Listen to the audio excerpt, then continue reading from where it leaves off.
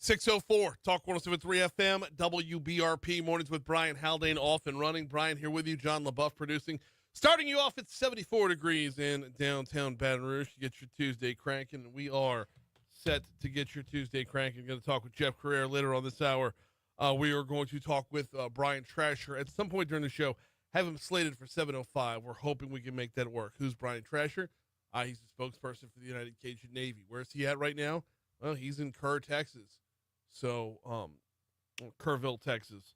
So, we will get an update from him as that story just continues. The news continues to worsen, and the death toll continues to rise as search and rescue efforts continue as well. All right, we got a lot of ground to cover. We'll get you the full rundown in just a minute, but let's start off with top stories and trending.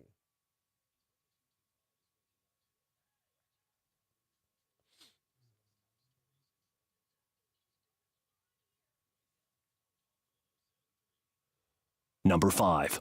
Starting off at the state prison in Angola, Louisiana Department of Corrections lieutenant with more than a decade of work service resigned after she was arrested for allegedly smuggling cell phones into Angola.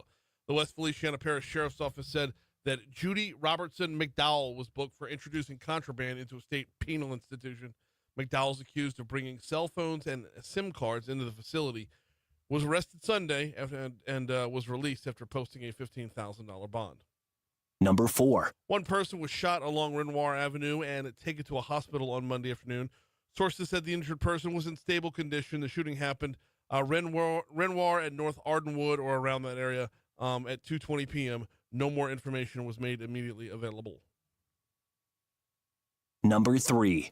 One person was killed. Another person seriously hurt in a shooting along Seville Avenue up in Baker on Monday. Sources said the shooting happened around 6 p.m. along Seville near Groom Road. Details surrounding the killing have not yet been released. Number 2.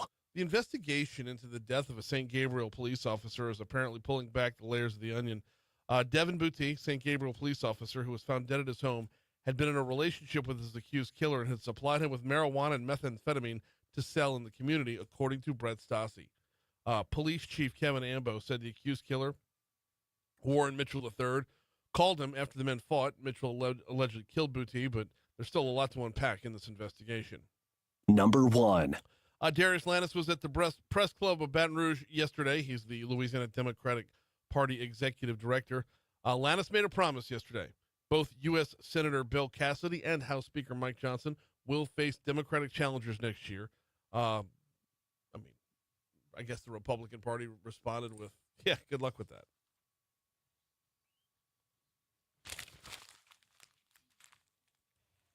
What's trending, John? Well, we have never had such a friend in the White House.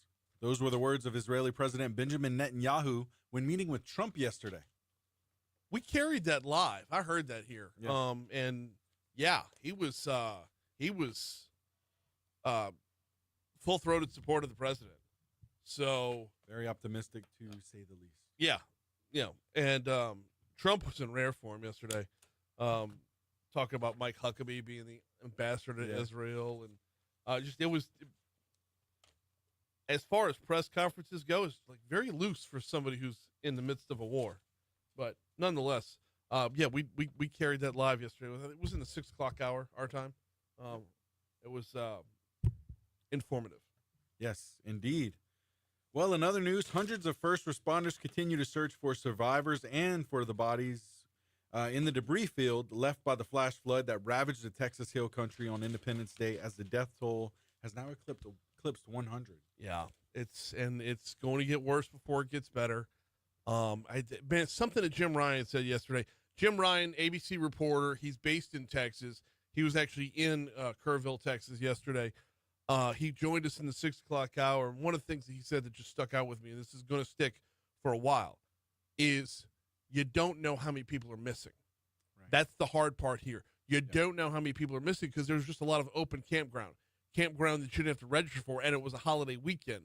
So you knew how many of the girls were at Camp Mystic. That's a definitive number right there. Okay, you know how many people were like at the RV park, and you know how many people live in the homes and whatnot. But how many people were just out there on their own, just out there enjoying nature, just that you didn't know about? And even according to ABC News, the people we do know about is 20.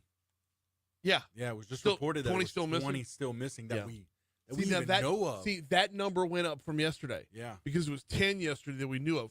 So at least we're getting look, and I know it's going to be hard, if not impossible, to find good news that's short of just full-on miracles, right? Yes, absolutely. But any news involving closure will help. That's right. That's right. So if we can have a definitive number of who's missing, even if they are found and they are found dead, even if they're found, you have some level of closure right there. It's that unknown, man. It's that unknown that I just, yeah. I know. It's gut-wrenching, to say the It least. is. In other news here, Axios was the first to report that both the Department of Justice and the FBI have concluded that the Jeffrey Epstein had no client list and died by suicide. Seriously? Just to confirm that, right? I saw this floating around yesterday. Seriously? We're supposed to buy that? Then what did he go to prison for? Right. What did he I mean, kill himself for? Like, why? Were all those flights back and forth to the island empty? yeah. He was the only one on that island with Right. all the underage. Just There's no client list because we destroyed the client list. No. But you know what I mean. I mean, it's I just, do. I do. It just I don't know who's supposed to buy that. Yeah. Who do they think is buying what they're selling? No client list. Right. Then what were we talking about? I mean, what client list is Trump talking about? What has this all been about? Ever? Yeah. Anything that we've ever discussed about this? No. For nothing? Okay, my bad. Yeah. Sorry. Hey, there's no I guess we all client had it list. wrong. Yeah. My bad. Jeff And Epstein. just to confirm, it was definitely a suicide. Right. There's no list. Just in case you were wondering. See, and the thing is, I can buy the suicide end. Yeah. But there's got to be a reason to commit suicide, right? And that reason is what he was about to be rung through. Like, you're going to spend the rest of your life in prison. You're going to spend a long, long time in prison, and you know exactly why. And you know who you're taking down along the way. And when you add all of those things together, that makes for suicidal motive, right?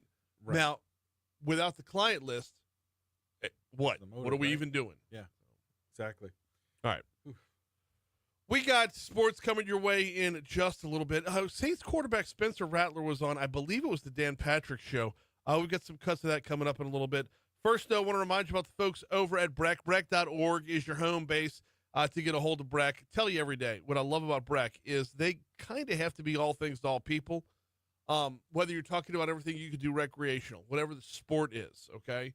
The pickleball, the frisbee golf, or all the real sports as well. Messing with the pickleball players right there. No, like if you play soccer, if you play rugby, if you play golf, if you play tennis, whatever it is, they've got you covered there. But there's also a full calendar of events as well. And I mean, it's like every day. Classes that they have going on, not just playing sports. Perfect example. Today, 9 a.m., Sharp Road Park, there's a classic ceramics open studio. 9:30 a.m., North Sherwood Forest Park, commit to be fit in the North Sherwood Forest community. Alson Park, 10 a.m., sharp as a needle. Looks like they've got is that a knitting class going on? Sewing class that they'll have going on over at Alson Park. And that's just 3 classes before noon today. You got painting with a purpose. You got steps in motion. You got tea dance. I don't even know what that is. Probably should click on that because that's 1 p.m. over at Milton J. Womack Park. They've got so much going on every single day. It's a full calendar of activities, full calendar of events, and a full slate for recreational sports as well. Check them out at breck.org.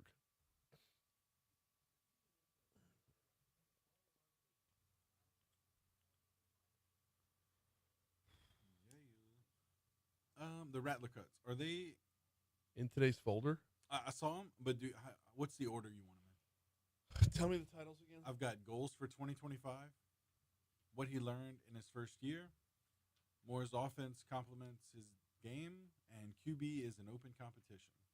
Okay. What he learned in his first year. Okay.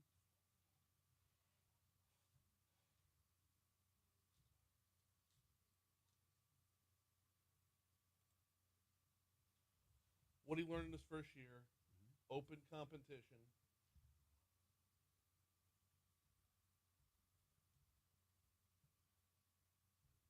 Moore's offense for his skill set.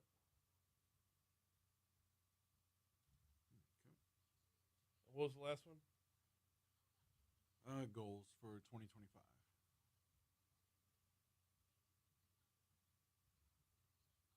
Okay. We'll do that one last if it's time. If there's time. Okay.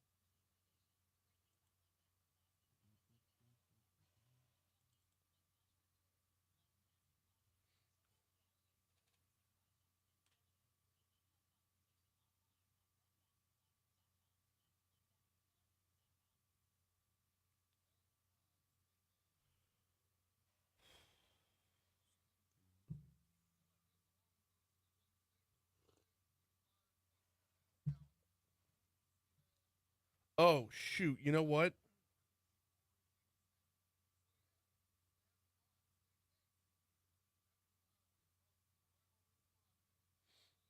I forgot to get to that Mike Johnson cut from yesterday. Oh, okay.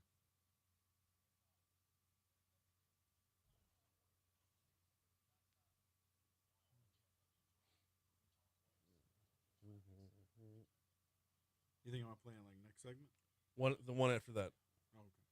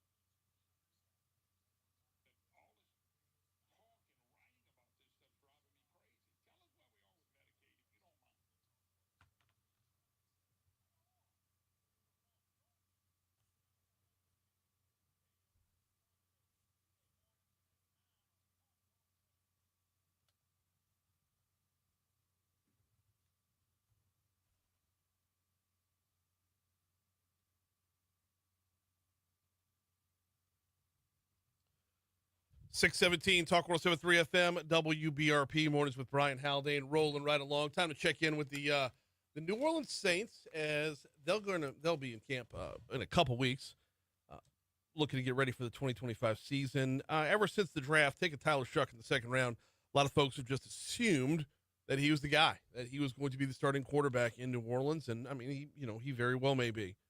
But there's this guy Spencer Rattler who was there last year. He got some playing time, and he didn't win a game as a starter, but he did get a lot of reps as a starter, and that's important moving forward. In fact, Rattler was on, I believe it was the Dan Patrick show, and had this to say about what he learned through getting those reps last year. Just the NFL game overall, the preparation, obviously the skill set is at a different level. Each and every week you're playing the best guys in the world. So preparation is key. Just seeing the speed of everything, getting to see all the different defenses, especially being a young rookie quarterback going against, guys like Todd Bowles and many other great coordinators who are going to throw a lot of different stuff at you. So it was great to go back and watch that film and get those reps. And now going into year two, feel a little better about everything. Okay, remember the movie Any Given Sunday? Jamie Foxx, Al Pacino. Remember the first time Jamie Foxx goes into the game as quarterback? How fast everything's moving. And everybody who plays quarterback in the NFL will tell you they want the game to slow down for them. The only way to do that is to experience it. I liken what Spencer Rattler went through last year to those first couple plays with Jamie Foxx as steaming Willie Beeman in Any Given Sunday. If the game's going to slow down, he already had his fast-paced moments right there. So hopefully that's what's in the rear view for him. And he kind of alluded to that through the learning process. Now, that being said, you invest as the Saints, you invest in a second-round quarterback, and it's very easy to assume that with the investment of a second-round quarterback, that's your guy. Spencer Rattler was a fifth-round selection at quarterback. So is this going to be an open competition? Yeah, it's an open competition. We've been competing every day. I think competition is great for both of us, not just me and Tyler, but Jake Hayner, We got Hunter Deckers in there as well. So we got 4 good quarterbacks in that room. Got a lot of respect for all of those guys, and we bond really well. That's what I like. It's a tight knit room. We all respect each other's games, and we all push each other every day. Which is great. And let's hope that it remains an open competition, because even if it is an open competition, you're going to get the most out of Shuck by pushing him as a rookie. Meanwhile, do I have time for another one? I don't. Okay. I tell you what, let's pick this up on the back end. We want to stay on time. It's coming up at 6:20 at Talk 107.3 FM, which means we need to check the Fox Business Report. We'll check traffic as well. When we come back, there's 1 or 2 more cuts from Spencer Rattler, but also want to talk about Speaker Mike Johnson was on with Moon Griffon yesterday. We've got highlights.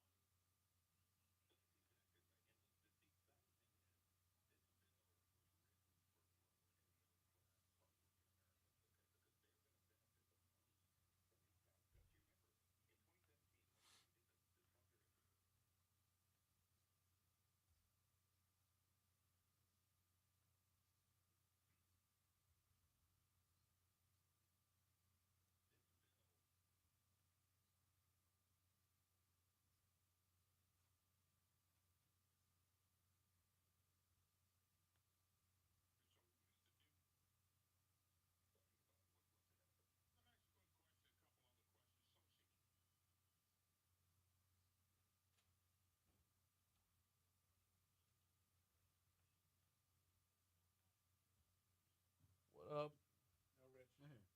No Rich. Oh, poor guy. Do you know where? Oh, no. That's it? Oh, no, they got to drug him hard. Christy had him. They got to Christy's face.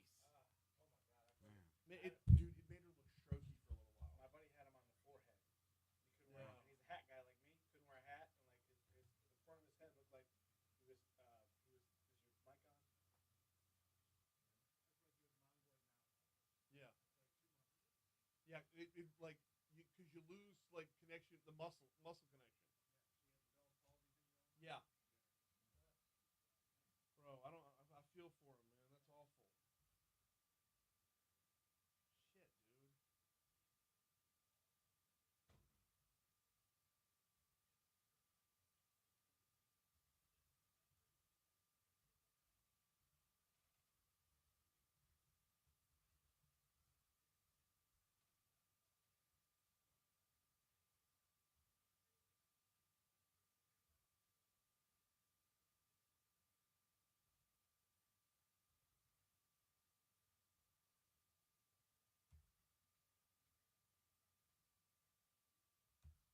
Okay, those are sent. 2 quick cuts to use in the next segment.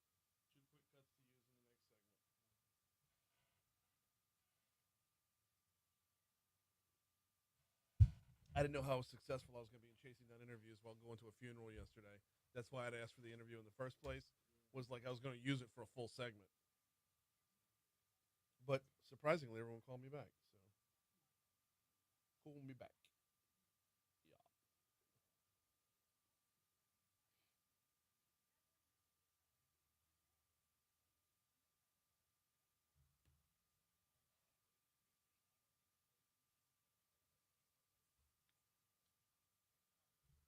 Oh, I'm told that Shawbills is no longer sponsoring traffic.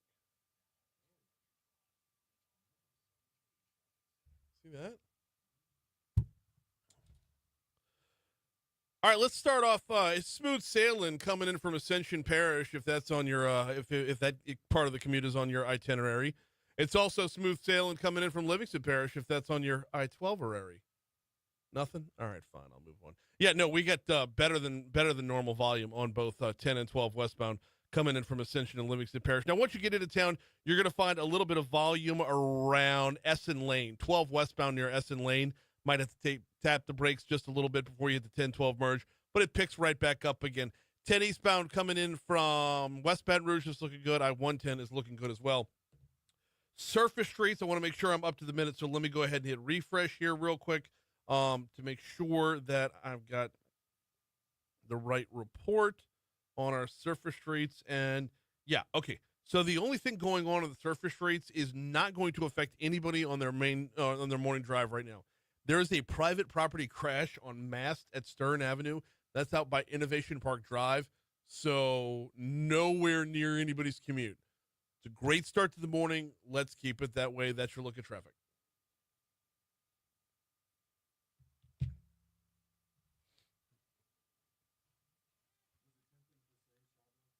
Very.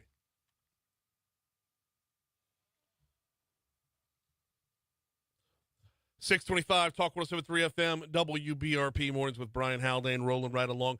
Speaker Mike Johnson was on with Moon Griffon yesterday. We're going to dig into a couple of those cuts in just a little bit. I did, however, want to wrap up with our sports segment, though. Talk about Spencer Rattler and the Saints. I liked what I saw in Rattler last year. I'm not ready to close the book on him just yet. I like that. This might just be preseason talk, but he believes there's an open competition at quarterback, which is awesome.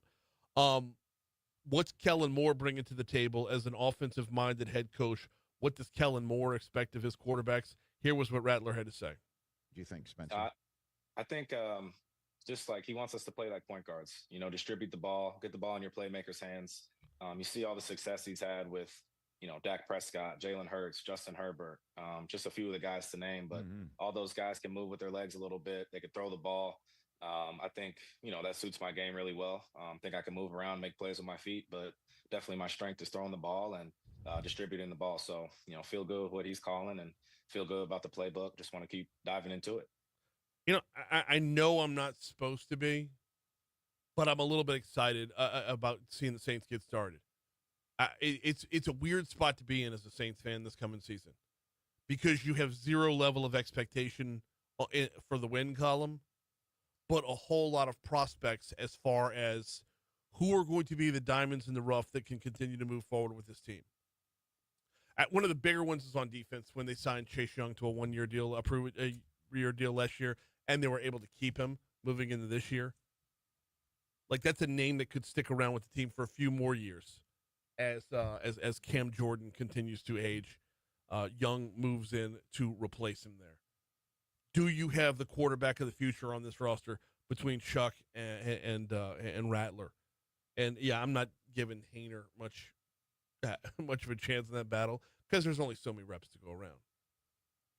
Who's next after Alvin Kamara? Like, these are all individual questions that will be answered. So you can watch the Saints the same way you watch your own fantasy football roster, just by breaking down individual positions and not worrying about the final score. So, interesting spot to be in. All right, moving over to, you got the cuts that I sent you? Okay.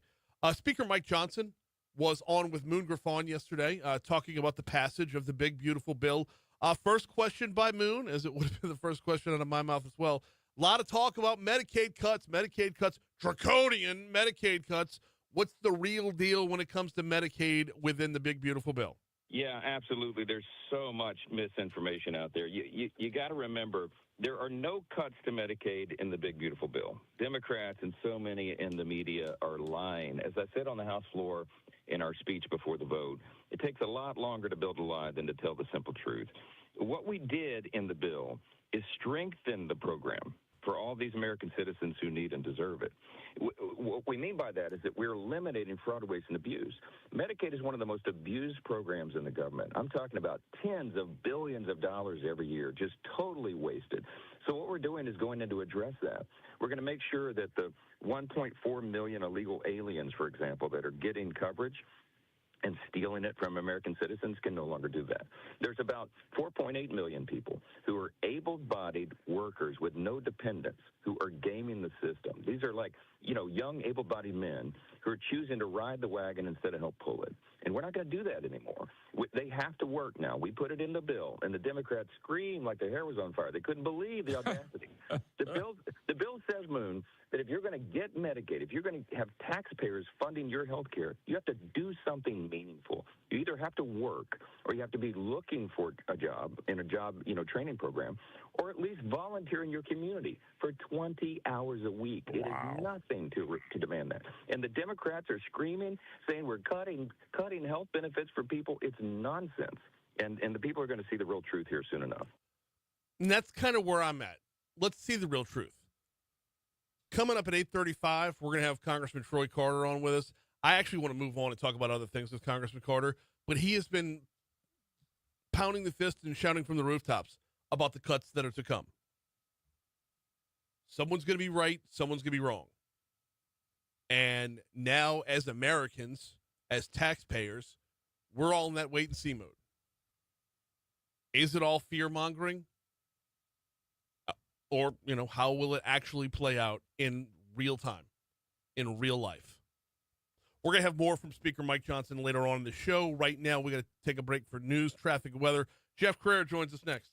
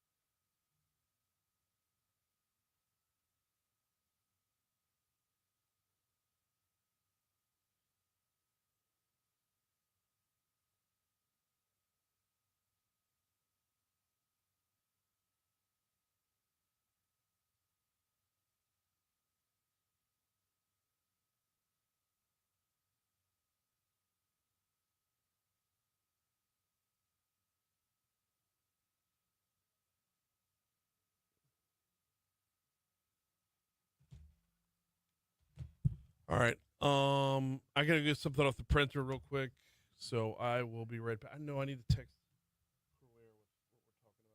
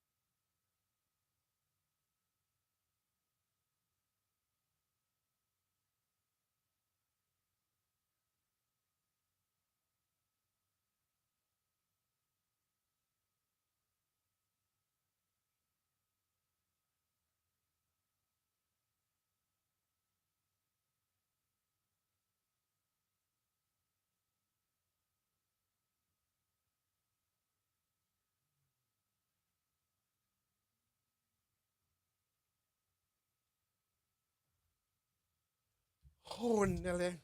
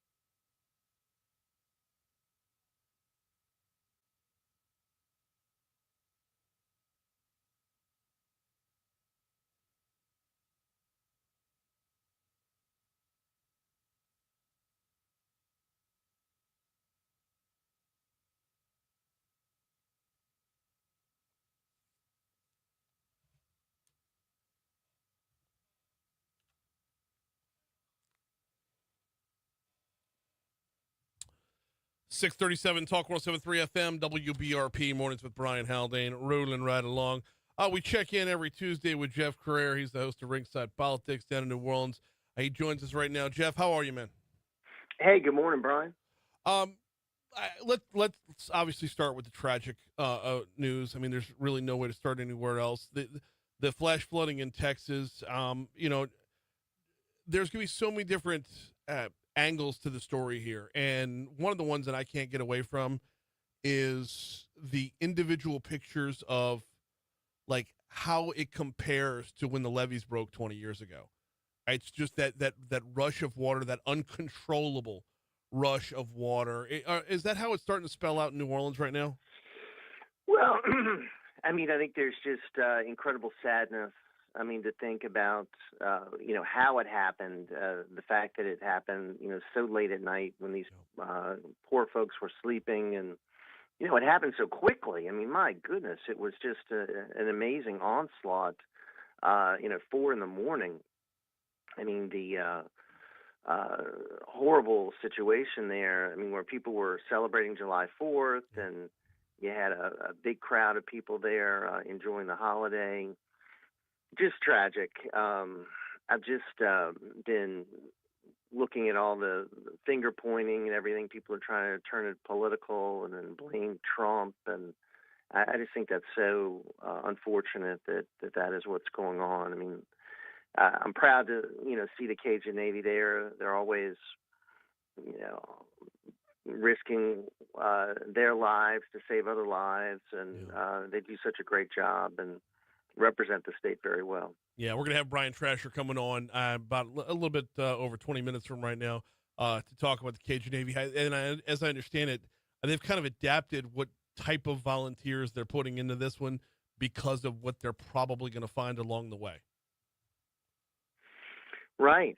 I mean, we're sadly probably in recovery mode, not rescue mode, because it's been so long, and I mean, I think it's been quite a while since they found anyone alive, and the numbers, I mean, they just keep increasing. I mean, it just is Well, and mind-boggling. Jeff, the hard part is, and we were talking with Jim Ryan from ABC News yesterday.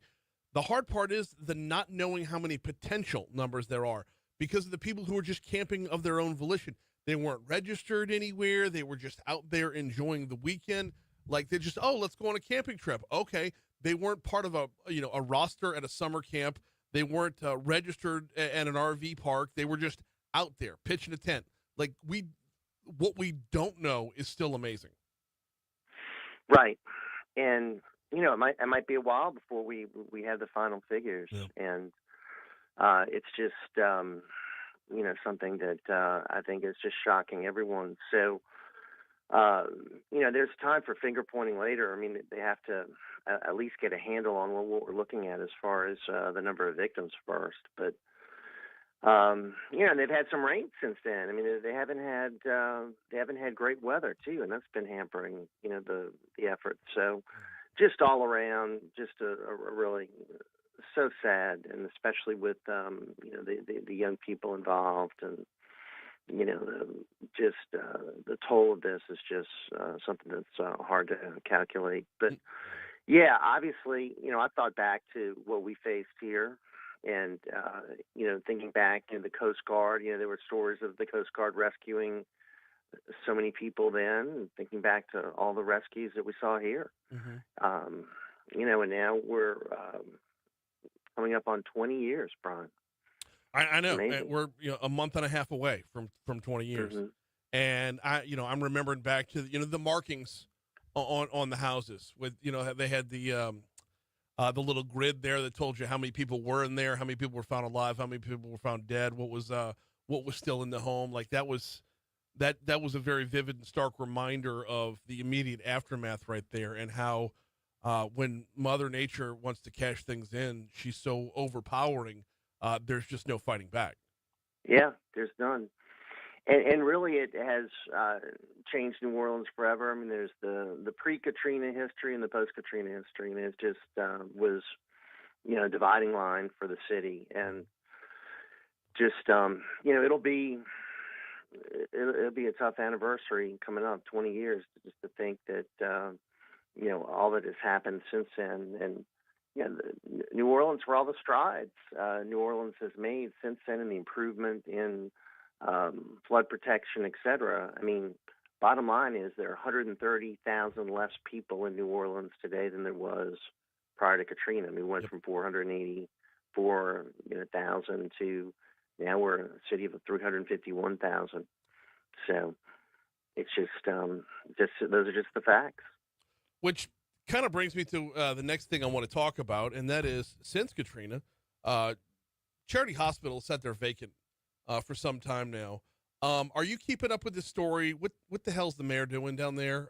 Vetoing $20 million that would go into, as I understand it, a world-class research facility by Tulane Medical to bring charity back to life. Which, I mean, iconic building, the building's been around for 100 years. Reinvesting into the medical establishment in that part of town specifically is so unbelievably needed. What's going on with this story? Well, I mean, that is an eyesore. I mean, there's been nothing done to that facility in 20 years. I mean, it's a massive facility, as you say. It's iconic, of course, historic. I mean, it's a huge part of the area right there on the Tulane Avenue. So it would be a shot in the arm to that area of the city. It would be a tremendous benefit to New Orleans. Once again, the mayor, with her continuing feud with the city council, vetoed this. It was $20 million that was pledged by the city to Tulane University, which was going to turn it into a world-class research center. So and then it all revolves around the Wisner Trust, which is, another dispute that is going on. A philanthropist had donated land in New Orleans, and then the mayor has been resisting efforts by the city council to solidify city control around the money that is generated by this fund, which is odd because instead of the city benefiting from this fund, the mayor has been siding with people that want the funds to go elsewhere, not the city of New Orleans. So it's been decided in court, but the mayor is fighting this along with some other family members of the Wisner family. So it's just another odd episode in this long-running soap opera that has characterized, Mayor LaToya, the Destroyer Cantrell. I mean, it's just unreal. I mean, the new mayor can't get here soon enough. And, since we last talked, we got Royce Duplessis jumping in, businessman Frank Scurlock. I mean, so the race is expanding. The veto here makes no sense to me, Jeff, because the trust was set up. The money actually comes from, I believe, an oil and gas. Oh, it comes from oil and gas money from a plot of land near Port Fourchon.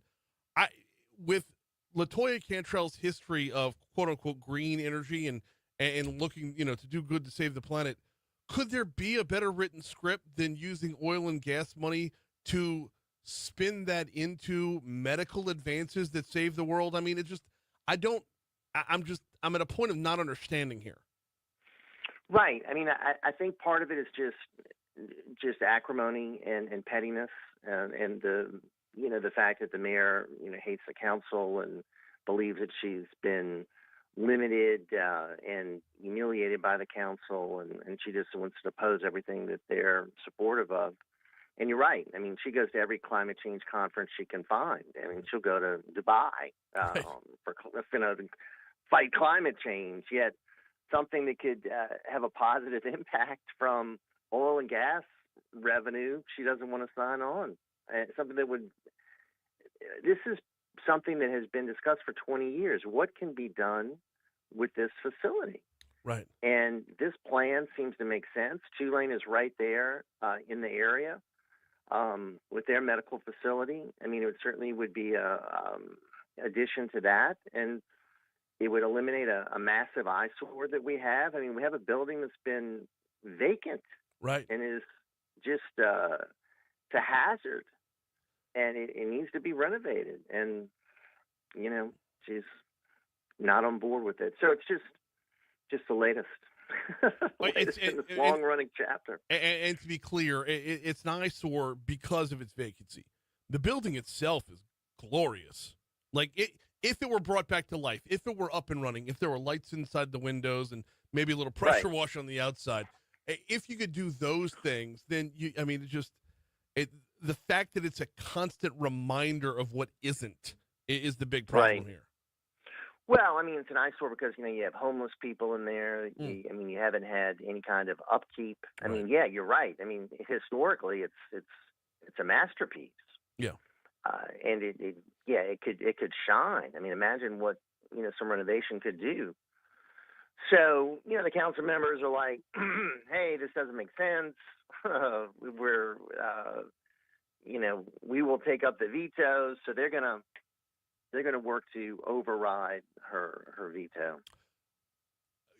Handicap that for us. I mean, because as I read about it, the support of this idea in the council is pretty overwhelming, like almost unanimous.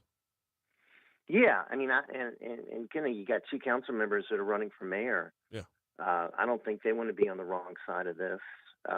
So yeah, I mean, I think you're going to have, and then of course you got J.P. Morrell running for re-election. I mean, some of them are not running again, but yeah, I mean, I think it's going to be overridden, and there might be other cases that I mean, J.P. Morrell is always at it with the mayor, so he's the council president. So yeah, I think that's going to happen, and this will be good because, again, this is a very good project that I think people are excited about, and certainly it's long overdue. Yeah, and when you talk about putting together, bringing those 130,000 people that are still the city's still short on their roster. This would shore up a little bit of that gap as well. You got a show to get to. We always appreciate the time. He's Jeff Crourere. We'll talk to you next week, man. Okay, Brian. All right, Take care. later on. Yep, absolutely. It doesn't make sense. It just everything about the deal to bring Tulane in there makes sense. Just another chapter of LaToya. All right, we got a break for Your Money Now. We're gonna check traffic on the back end of the break. When we come back, tell you what. When we come back, we'll go back to that Mike Johnson interview. That's next.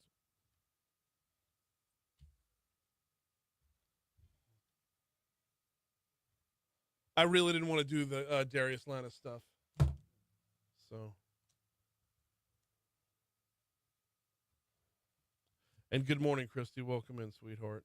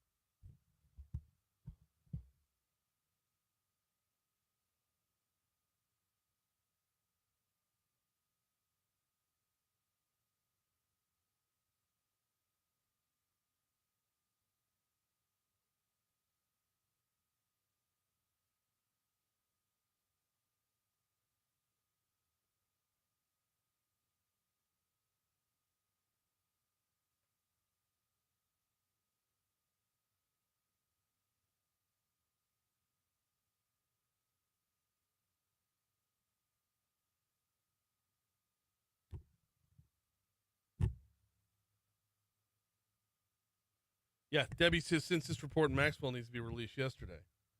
Yeah, if there's no client list, then what did she do?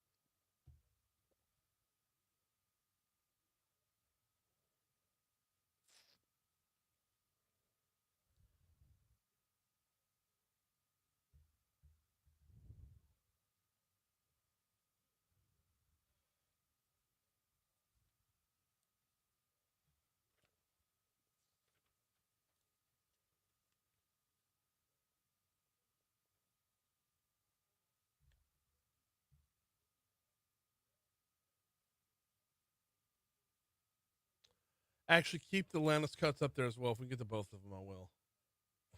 I need to get my Vex European read in here.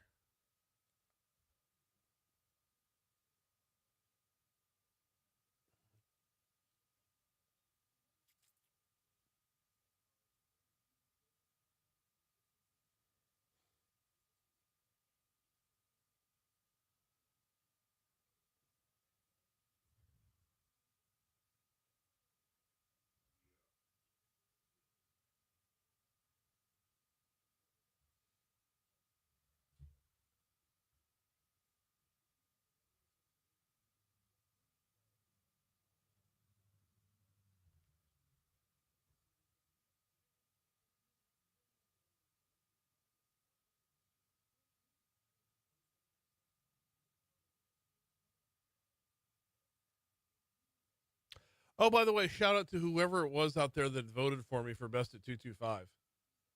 I didn't even realize I was in the running for that this year, and I made the top 5. Nice. For radio personalities. That's awesome. So, I mean, I got like all of 6% of the vote, but it's Hey. top 5. Yeah, exactly. I like, because I've in years past, I've seen my name as one of the nominees and like pushed it on social media and whatnot, and this Yeah. This past year, I'm like, I don't care. Yeah. But now that I see my name up there, I kind of do. Hey, Renee voted for me. Thank you for that. I appreciate it.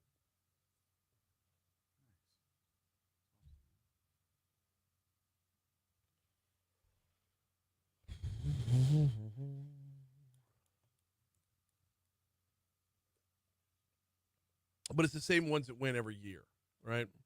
Like Murphy, Sam, and Jody are going to get 30% of the vote every year. And Big D and Bubba. I mean, you're talking about shows. Murphy, Sam, and Jody, Big D, and Bubba, they've been around for like, as far as the existence of their show, 30 plus years. So even to be lumped in kind of with that. Well, I mean, this show, in its current format, this show has been around for 8 years. Yeah. That's what I mean. It's Like Murphy, Sam, and Jody were around for 20 years when I first got on the air. Like when I first started in radio. So, yeah. 6:55, Talk 107.3 FM, WBRP. Mornings with Brian Haldane rolling right along. And don't forget to download the free Talk 107.3 mobile app. Find out what you missed each day at talk1073.com and watch us live on Facebook and the Talk 107.3 Baton Rouge YouTube channel, all courtesy of Lake Urgent Care. Lake Urgent Care, walk-in care.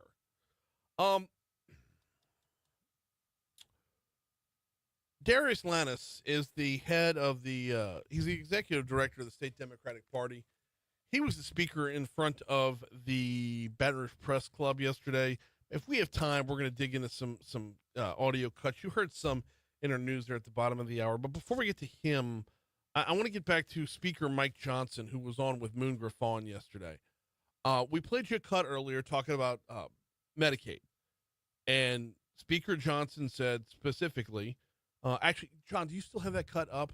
Because I want to hear like the first 20 seconds of it max. Yeah, the first one? Yeah, cut one from Johnson. Got Talking about, because you're hearing cuts to Medicaid, draconian cuts. It's going to be, the death of rural hospitals in Louisiana.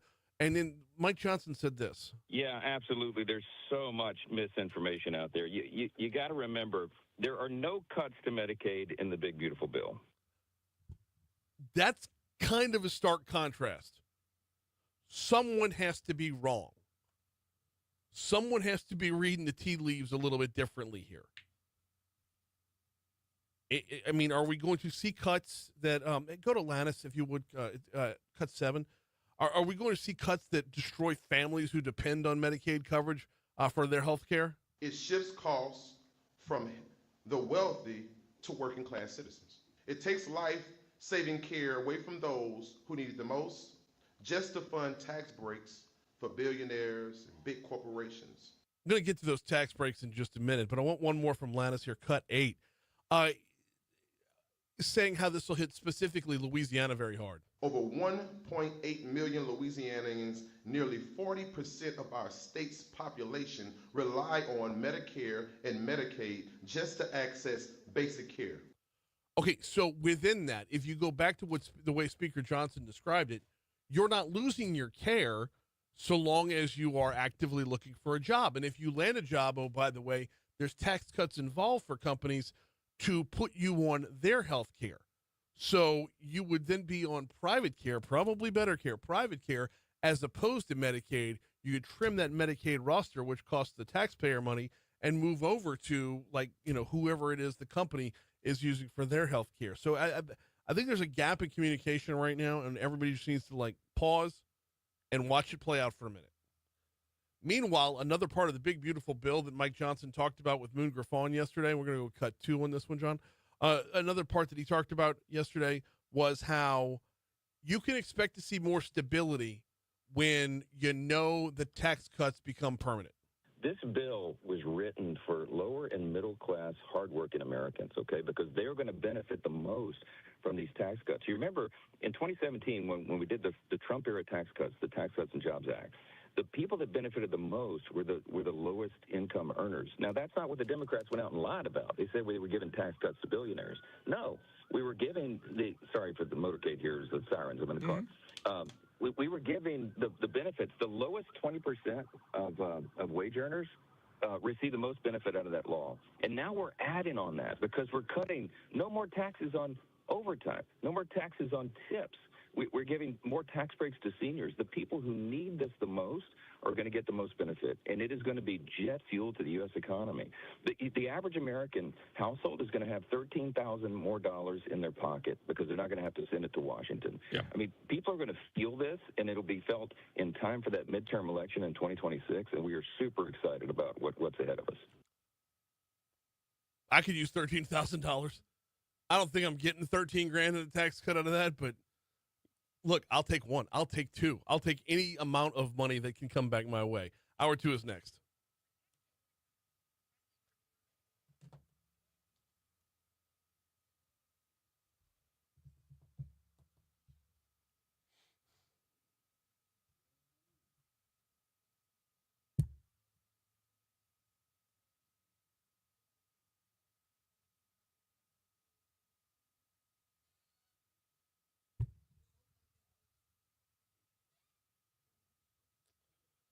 So you know what stings, though?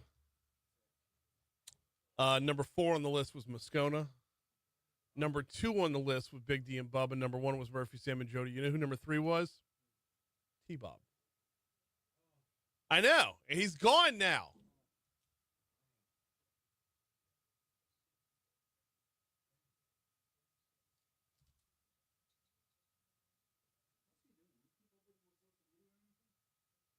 Yeah. I texted him. He's good. He's good. He's absolutely loving life right now. I know.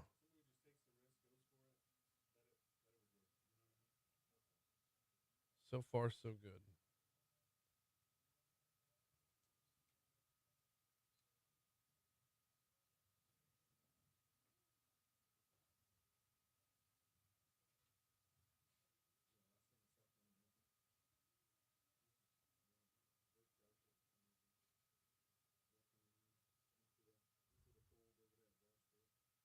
Really? Okay.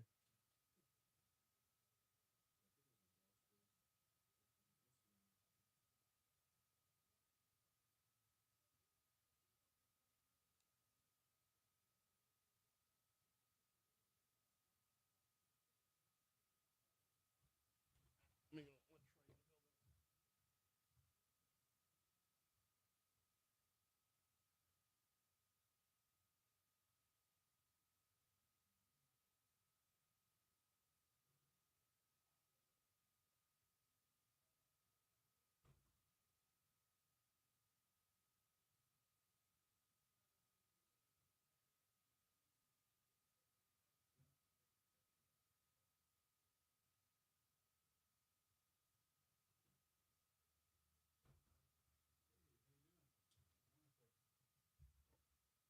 I just texted you Brian Trascher's number. When you hit the second hour open, call him. If we can get him in here, we'll get him in here. If we can't, we'll push him back to 8:05.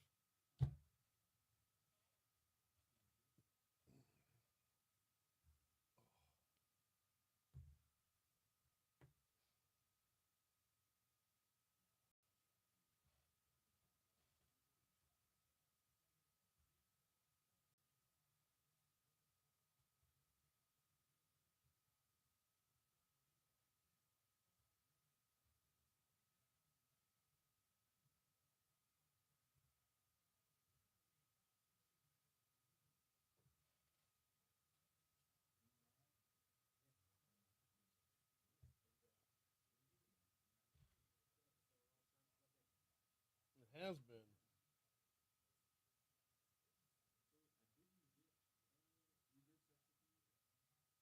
Yeah. Did it not come through? All right. You said you got it now? Or here, write this down real quick.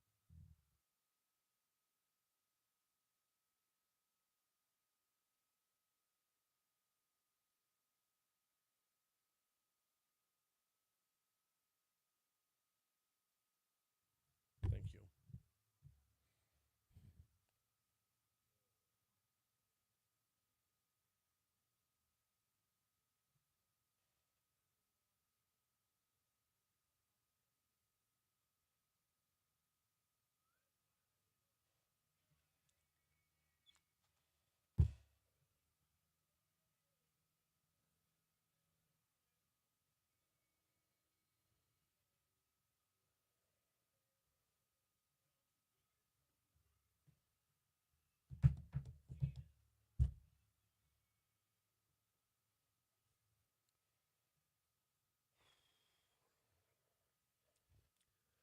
7:05, Talk 107.3 FM, WBRP, mornings with Brian Haldane, rolling right along. Hour 2 coming your way right now. Brian here with you.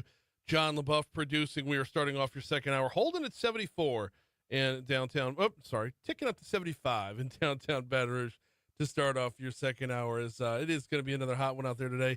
Not as hot as last week, but definitely creeping up there before we get some afternoon showers, as you just heard from EKC right there. All right. Normally at this time we have top stories and trending coming your way, and shout out to the folks at the Baton Rouge Metro Airport for bringing that to us each and every day in the 6 o'clock and 7 o'clock hours. Right now, though, what we've got is we're waiting to get him. He's all good to go. Got him on hold. All right. We are instead going to cover the biggest story in the world over the last couple days. That is the catastrophic floods in Texas. Going back to Texas again, Brian Trascher is the spokesperson for the United Cajun Navy. He's on with us now. How are you, man? Man, I'm tired, surviving on sleep, little bit of sleep and a lot of coffee. Understood. Give us the scene setter to start things off right there. What are we looking at right now in terms of search and rescue? Search and rescue is ongoing. There's still, I think, 8 youth campers that are missing, and a total of 42 other civilians that are still missing. We, as a group, have not found anybody alive, but our K-9 team has recovered 11 bodies so far. Wow, unreal. When the number 42 civilians that are still missing, is there a way to come up with a definitive number right there, Brian? Because yesterday we were talking with ABC News' Jim Ryan yesterday about how you had so many people that were just like out camping along the river, just on their own. I mean, not part of any, like, you have camp members over there at Camp Mystic for sure. You had people who were, registered to be on campgrounds with their RVs, but the number of people who were just out there along the way, like that, is that number 42 a definitive number, or do you think that's going to go up? Well, the only way you can get a missing persons list is if loved ones report them missing, right? So if you had people out there who were reclusive or maybe didn't have family, they may just never get reported missing. So 42 is where we're at that we know of right now. And as I understand this morning, the death toll has eclipsed 100. That's going to continue to go up along the way. Let's talk about what brought the United Cajun Navy in here. Obviously, this is kind of a no-brainer. This is what y'all have done for years and years and years. But it's a very selective group that's going to Texas this time. That's true. We've relied on what we call special ops volunteers, pretty much all combat veterans who can emotionally and mentally handle what it takes to, if you have to come across a deceased child, that's just not something that anybody can handle that doesn't have that kind of experience. There is no way to train for that, though, or is there? I was not in the military myself, but I think that people who have been in combat just see such horrible things that they're able to just kind of get numb to it. And while it still might upset them, it's not going to, put them in therapy for the rest of their life. We're talking with Brian Trascher from the United Cajun Navy about the work that they're doing over in Texas right now. How quickly did y'all deploy? How quickly did y'all get over there? And what kind of numbers do you have? Ironically, we were down. We had a leadership summit down in Grand Isle during the 4th of July weekend, trying to like one last hurrah before hurricane season heated up. Mm-hmm. And so we were up all night bow fishing when we saw the alerts come across from the flooding in Texas. And by the time dawn came, we were seeing, potential mass casualties. And I got a call from Congressman Clay Higgins from Lafayette, who is very close with the representative who represents Central Texas, Chip Roy, and asked what kind of assets we could deploy quickly. So we reached in with our United Cajun Navy Texas chapter, and we're able to scramble an airboat team out of San Antonio. And how many airboats are on it? I mean, is that how many boats, how many people per boat? Like, what kind of numbers do we have there? We had 4 boats, probably 4 to 5 people on each boat, a combination of swiftwater rescue and search and rescue certified people. Mm-hmm. And since then, we've sent in ground search and rescue forces with K9s, and we have a drone team, but there's a heavy TF here For the listeners that don't know, it's a total flight restriction the FAA puts up and closes down airspace to unauthorized aircraft. So we have not been able to use the drones. What y'all's drones wouldn't be considered authorized at a point like this? Well, Congressman Higgins actually got on the phone with the FAA director, and what he explained to me was that the director gave him a very good reason why the TFR was in place. He didn't elaborate, but I trust that he thinks it's a good enough reason. Fair enough. Talk with Brian Trascher from the United Cajun Navy.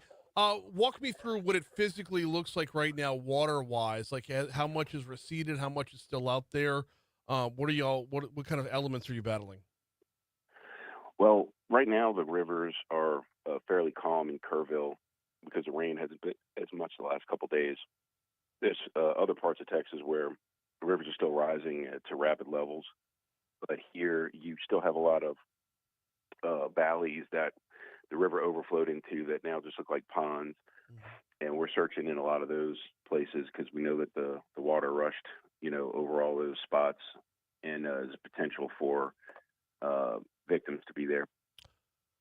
So when the water rushes, it's different than what it is around here. I mean, it's just because of the terrain that's underneath it, correct? Correct, yeah. So we're used to a storm surge that comes from, like the Gulf or Lake Pontchartrain, comes in on land and then flows back out. This is what we call kinetic flood waves that come down from higher elevated positions and go down due to gravity and pick up a lot of speed on the way down, and that's just the most destructive kind of natural phenomenon there is. So water is stronger than anything. Yeah, it's hard to describe just how powerful it is, because when you look at it, it's like, oh, it's water, but there's a lot of force that when goes it's moving along 100 miles an hour, it might as well be a locomotive. Yeah, exactly right. We're talking with Brian Trascher for just a couple more minutes. Man, I appreciate a couple minutes this morning. Do y'all have time frames, parameters? Have y'all been given? You want to be out there until everybody's found, but you also know that there will be limitations as well. So what kind of parameters have y'all been given? So the state and federal response has been very quick and very efficient here, unlike it was in North Carolina after Helene. So, our teams are just force multipliers. We're not there because of an absence of any government response, which makes it easier on us. But we go to the EOC briefings every morning, kind of get our instructions. And until they tell us that they think they have it under control, we'll leave some teams here in Texas. The amount of area to be covered here, because I know you said, downriver things are still rising and whatnot. How much surface area are we talking about here? Put it on a map for me. Well, Guadalupe River runs all the way into the Gulf of Mexico, so it's pretty infinite. We suspect that the amount of debris that came down with the flood would, let's say, if there was someone who was caught in the flood and floating, that they would get caught on some kind of debris and not go all the way down. But it is possible that they would all the way down to the Gulf of Mexico. The last one before we get you out of here, Brian. I appreciate you hopping on board this morning. No worries. You had said 11 bodies have been found thus far. That's just by our canine by y'all's camp. Comparatively speaking, like overall, is that about the pace for all the different search and rescue teams that are out there? No, they're finding a lot more than us because they have like hundreds of people and helicopters, and they're able to use their drones, et cetera. I appreciate a couple minutes this morning, man. I'm going to let you get back to it. Try to get some rest where you can, and we might check in a little bit later on in the week for an update. All right, brother. Thanks for checking in. Always. Appreciate the work you're doing, brother. 714 Talk 107.3 FM, WBRP. Ran a couple minutes long right there with Brian. Not to worry. We'll break, come back. Time to talk Baton Rouge area chamber business next.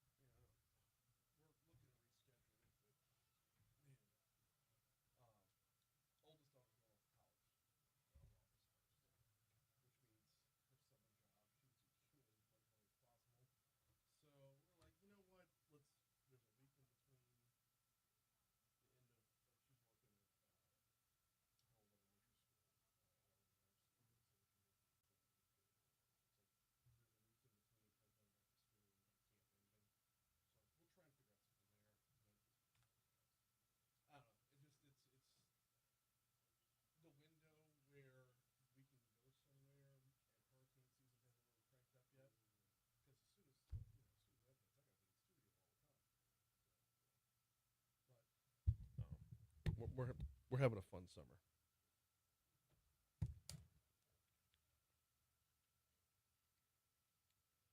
Let me borrow 60 seconds before we get into it. I was supposed to do a live read there, and it just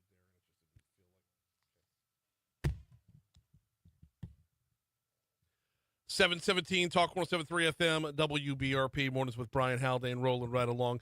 We're going to get to Trey Godfrey here from the Baton Rouge Area Chamber in just a minute, but I do need 60 seconds to remind you about the folks over at Vex European. VexEuropean.com is the website. You will find them at 6265 Benefit Drive. That's kind of the backside of Industrialplex. Who needs Vex European? Anybody that drives a European vehicle. If you drive let me hit the drop-down tab on the website. Audi, Alfa Romeo, Aston Martin, Bentley, BMW, Ferrari, you got a Ferrari, Lamborghini, and all they do the exotics. But like if you drive a Land Rover, I drive an 18-year-old Mercedes. That's why I go to Vex European. It takes a lot of TLC to keep an 18-year-old car up and running, and they do a great job with it. If you drive a Jaguar, actually, specifically Jaguar owners right now need to pay attention because the Jaguar dealership shut down in Baton Rouge. So if you drive a Jaguar and you're like, well, now I'm left in the lurch for care. No. You've got expert level care at your fingertips at Vex European. Make your appointment at VexEuropean.com or give them a call. 800-4706. 800-4706 for VexEuropean.com. News came out yesterday. Applications are now open for BRAC's Growth Lab, minority, women, and veteran-owned businesses. This is the business accelerator there. Here to talk about it, we got Trey Godfrey. And how are you, man? Doing great. It feels like it's been forever since I've been here. It's been a good minute since you've been here. It's been a couple months at least. So good to have you back in studio. Let's talk about the Growth Lab Accelerator. What is it? So Growth Lab is the new iteration of what we knew as the Drive Minority Business Accelerator powered by ExxonMobil. Mm-hmm. So the past 2 years, we've had cohorts of minority-owned companies come through this Drive program. We have partnered with Baton Rouge Business Report, with Julio Malera Enterprises, in their Business Report CEO Leadership Program. Okay. Taking the best elements of that and the best elements of the Drive Business Accelerator program and put them together to create Growth Lab. And so we're looking for, like you mentioned, minority, women, and veteran-owned companies who are growing and ready to scale. Okay. It's going to be a very intense, short 7-session program that'll run over about 2.5 months. Okay. Preparing those CEOs for growth and scaling of their businesses.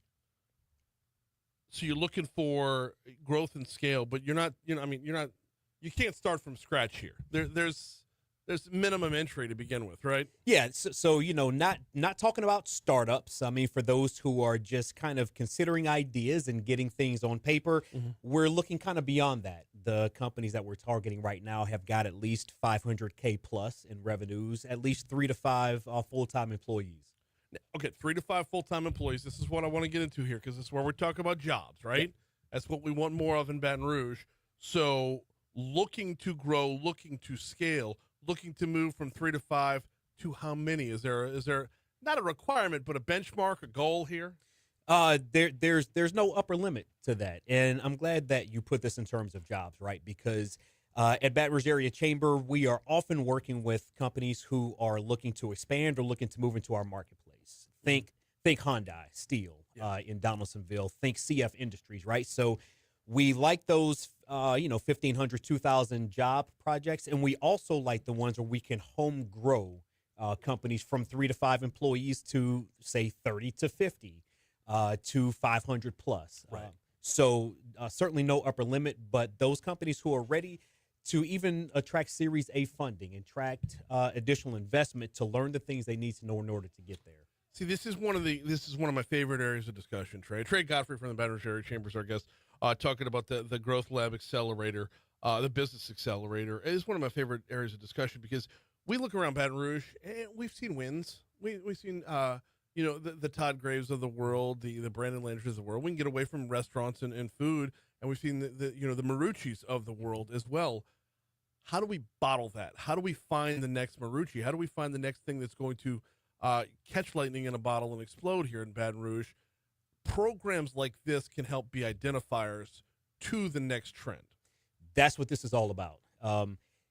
Todd Graves caught lightning in a bottle. Brandon Landry has been phenomenal with the concepts that he has created. How do we take those companies who are at the cusp of growth and just accelerate them, get them within the next year where they might otherwise have taken, the next 5 or 6 years in order to get there? What goes into the program here? You said it was a 2.5-month program. Break it down for me, like what they're going to learn along the way. Business strategy, marketing, HR, finance, access to capital, and access to procurement opportunities. Those within 7 sessions. Like I said, this is highly intensive. This is not one of those 2-year programs. This is a lot of information crammed into a very short amount of time. But those lessons are the things that CEOs need to know, and we basically curated these sessions by working with folks who've been through the program before and who have grown businesses before, and they have told us this is what these CEOs need to know. What's the hardest part here? Let's get a little more granular within it here. What's the hardest part? Is it access to capital tough? Is it I would imagine if you're talking about the business owner who has only 1 or 2 employees, letting go, getting a little more hands off might be tough. What's some of the harder parts along the way? That is the hardest part, because when you've got a small business owner or CEO with just a few employees, that CEO is doing everything. That CEO is making sales calls, is making visits, is looking at financials and everything else. How does a CEO go from working in the business to working on the business? That's where these CEOs need to get, and oftentimes struggle to be able to get there. Access to capital, of course, is huge. You can't grow without the fuel that you need to build a team in order to get there. So that's a big part of it. And then procurement opportunities. How do I do business with larger companies to get contracts? How do I do business with public entity? The city or the school system, the state of Louisiana, being able to get a foot in the door to grow revenues is huge. And that's one where BRAC has gone out of their way for years to work on that, to make sure that those procurement opportunities are spelled out and easily accessible along the way. When it comes to capital, how tough is that right now? Extremely. Yeah. Financial institutions are strained, and based on the uncertainty in the market right now, it's really hard to come by, especially for businesses who may not have proven track records like others. Right. And that's exactly who these businesses are. I mean, for the most part, it's because if you've got 3 to 5 employees and you're looking to grow and scale here, you don't have a lot to impress the bank with. That's right. And so one of the other parts of the program that's going to be really big is pairing these CEOs with mentors. Okay. With folks who have traveled the roads that they are beginning to go down now, so that they can understand what does it take to put a capital stack together? What does it take when I go into a bank to try to seek that loan to grow my business? What do I need to have? What do my financials need to look like? What does my entire loan package need to look like? And so to be able to do a little bit of hand-holding and then teaching these CEOs what that part takes is going to be really big for them. Couple minutes left here with Trey Godfrey from the Baton Rouge Area Chamber talking about the Growth Lab Business Accelerator that's on the way. Let's dive into the past a little bit. Do you have any, I hate to put you on the spot here and test your recall, but give me some wins. Give me a company or two that's been through previous iterations of the program, even if it's a little different in the past, previous iterations of the program where we've seen growth, somebody we might actually recognize. Absolutely. So the one I'll call out is funny, because when this company first applied, I misread the CEO's name. I saw Paola. I thought it was a guy named Paulo that may not have been spelled properly. It was a woman named Paola Alvarez with Core Specialty Services, Core Boilers. Okay. And her company, the last 2 years, has been listed among the Forbes 1,000 fastest growing companies in the U.S. and one of the fastest growing companies in the state of Louisiana. Her revenues are skyrocketing. Can't take all the credit for that, because she is an absolute just a force of nature. She's done the work. She's taken the lessons and incorporated them inside of her business, and we've seen her grow by leaps and bounds. What does she do? She services boilers and other equipment inside of industrial facilities. No kidding. Absolutely. She has a team that has probably doubled in size in the last couple of years. Okay. And like I said, her revenues have skyrocketed. How niche? I got all kinds of other questions, but How do you stumble across that particular niche? So she and her husband got into the business. Again, I was not expecting a little petite woman who's got crews of probably 40 guys, and is just absolutely running the show, goes on plants. She knows her stuff. She has done the work, and her business flipped through the business report the last couple of years. Okay. When they're profiling companies who are showing up on these big national lists, and you'll see hers in there. Okay, so that's reaching into the past. Let's get some ideas for the future. What type of business are we looking for here? Are we looking for, people that specialize in B2B services, people that have business to customer? Like who are we looking for here that would be the right applicant? We are industry agnostic. So if folks are in industrial services and energy services, that's great. If folks are in retail, that's great. We're just looking for the next generation of, like you mentioned, the Raising Canes and the Walk-Ons, and the Payolas of the world, the College Temple the Thirds of the world, who are going into business. Well, he does everything, though. He does a little bit of everything, right? I thought he was a Primerica guy. Next thing you know, he's in energy services and EP Bro. His company is growing by leaps and bounds. Yeah. It's I'm pretty sure on the Baton Rouge Monopoly board, he's on each side of it somewhere. He is. He's Boardwalk and Park Place and Baltic Avenue and everywhere else. Everywhere in between. I got just a couple minutes left with Trey talking about the upcoming Growth Lab Business Accelerator. Focus on minority, woman, and veteran-owned businesses. This is something that comes up every once in a while. The question always comes up of why. Why the focus on woman-owned, minority-owned, or veteran-owned? That's where the biggest barriers are in what we hear from our folks, BRAC investors. A lot of them are a lot of companies looking to diversify their vendor pool as well. And so this is our way of stepping into the space and saying, this is how we can be of service to small businesses who've got the largest barriers to growth. Yeah. The back end of that is there's also greater pairings on the back end too. There are other programs that are available that you can play matchmaker with. Right on. And a lot of these companies have been through a bunch of the other programs. And so this is a space inside of our entrepreneurial ecosystem that has been blank. There's a lot of service providers for startups, not any in the marketplace for those who are just looking to grow and scale. Is that a targeted area of need by the chamber? Because you're so spot on with that. Startups seem to get all the love. That's right. Well, in when we survey the entrepreneurial ecosystem inside of this region, that part was a part that was really, really underserved. And so we decided that it was incumbent upon us to step into this space or to build capacity in other organizations to help them get there. It's ours for now, and the partnership between us and Julio Malera's team at the Baton Rouge Business Report, I think, is going to pay dividends. I'm looking at the curriculum themes here, and you'll have marketing in the age of AI written down. Can we just get rid of the in the age of AI and say marketing is an investment and have that on repeat? 100%. Marketing is an investment. Advertise. You need me to come out and do this? I can do a whole session. I'm just going to say advertise on repeat, by the way. As a matter of fact, yes, you are invited. We're going to get you in for a segment during the program to teach this to these CEOs. Let's go. We can do that for sure. Consider Absolutely. it done. Awesome. He is Trey Godfrey from the Baton Rouge Area Chamber. And apparently I just walked myself into some more work. Thank you so much for stopping by. Let's not make it as long before the next visit. Right on. 7:30 at Talk 107.3 FM WBRP. We take a quick break for news, traffic, and weather. Baton Rouge Police Chief TJ Morse is up next. Yeah, I'm up for it for sure. Let me know. 100% do that. Yeah. And would you like me to bring someone from Guaranteed Digital? Why not? Along, and we could talk about marrying the two. Yeah. The traditional plus the digital. I know exactly the guy to bring too. His name's Will. Perfect. Will Lee. Perfect. Yes. Let's get this done. That is so over my head, outside of my zone of genius.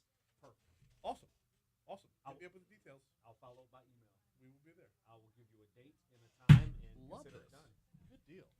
Appreciate it, Trey. Thank you. I just got glasses yesterday, wearing it for the first time, so I'm off. I'm getting more and more convinced. I've got to go do the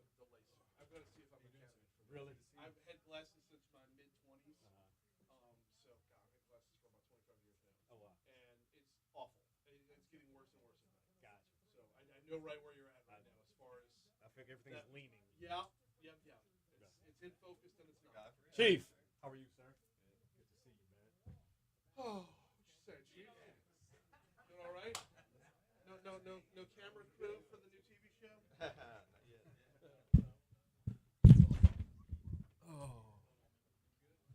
Oh, kill Mike's.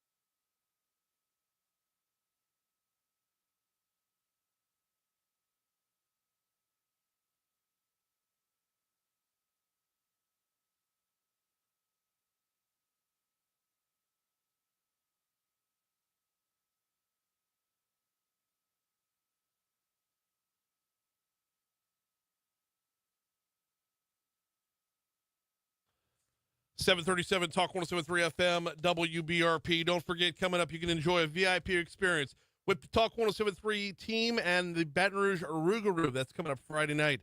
They will welcome in the Acadiana Cane Cutters. Friday, July 11th, food and beverages will be provided. Register today under the contest page at talk1073.com. I believe there's still room to get in on that. Right now, we pivot our focus over to the Baton Rouge Police Department. Chief TJ Morse is in with us. How are you, Chief? I'm doing well. Thanks for having me. Always enjoy coming on the show. No, I love having you on here because it's just this overload of information in a very short period of time, and we are not lacking in topics today. I want to start, a lot of things going on people want to know about for sure. And I'm split on where we're starting today because there's a body cam question, but I really want to get into the TV show first, because this was presented to the Metro Council, eventually approved.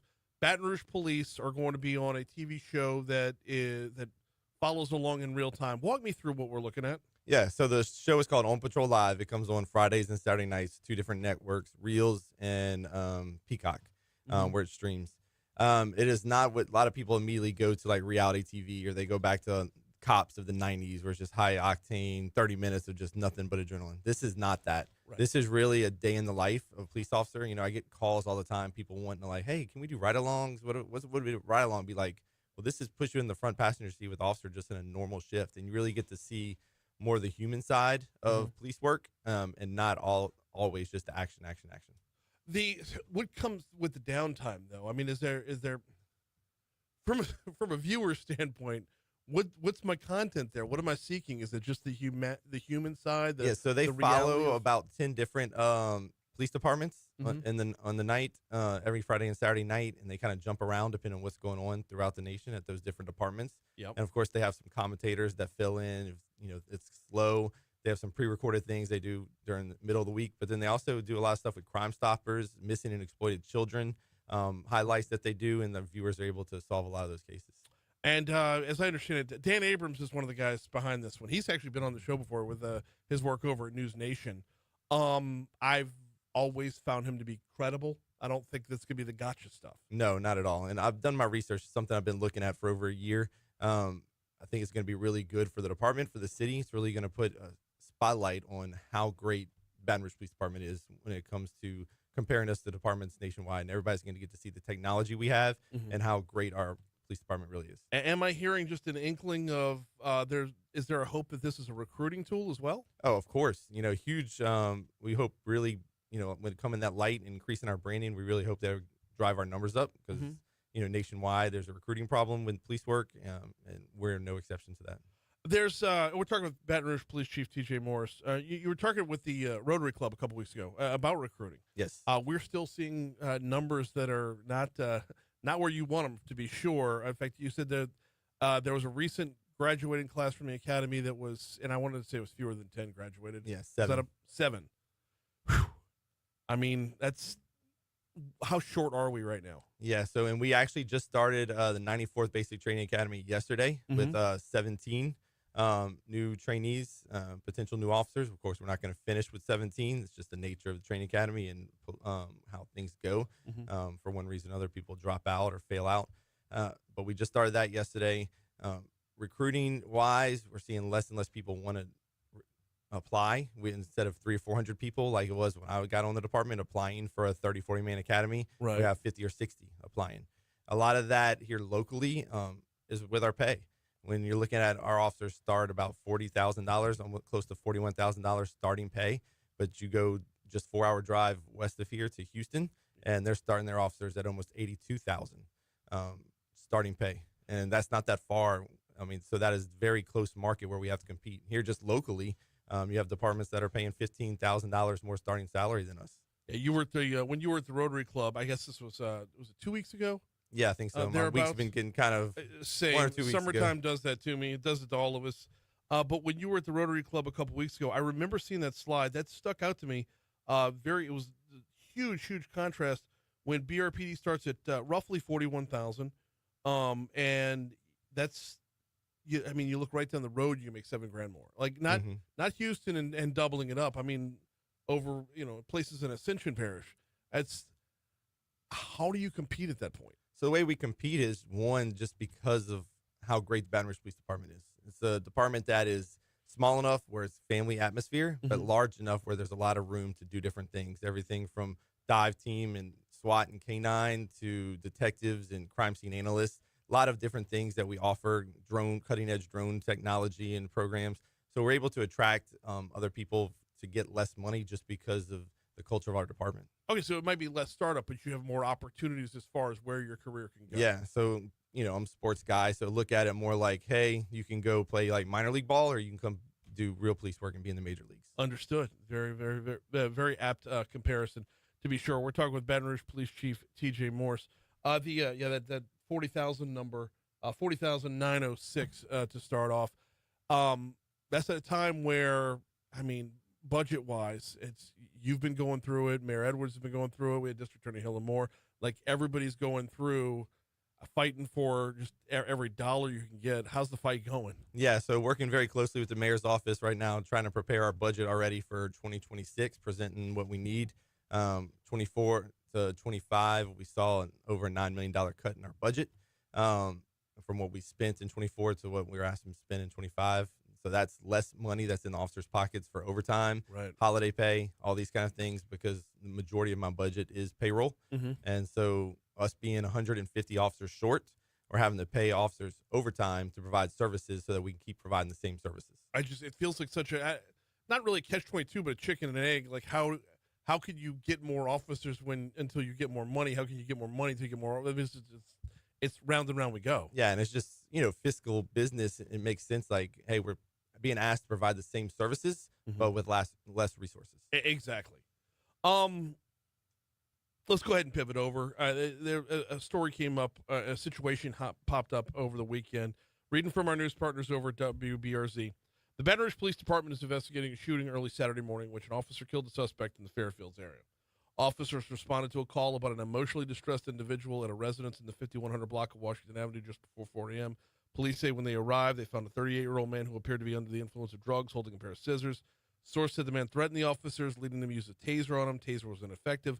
Officer shot the individual. As I understand it right now, NAACP and a few other organizations are already calling for where they want all the body cam footage released. They want everything out right now.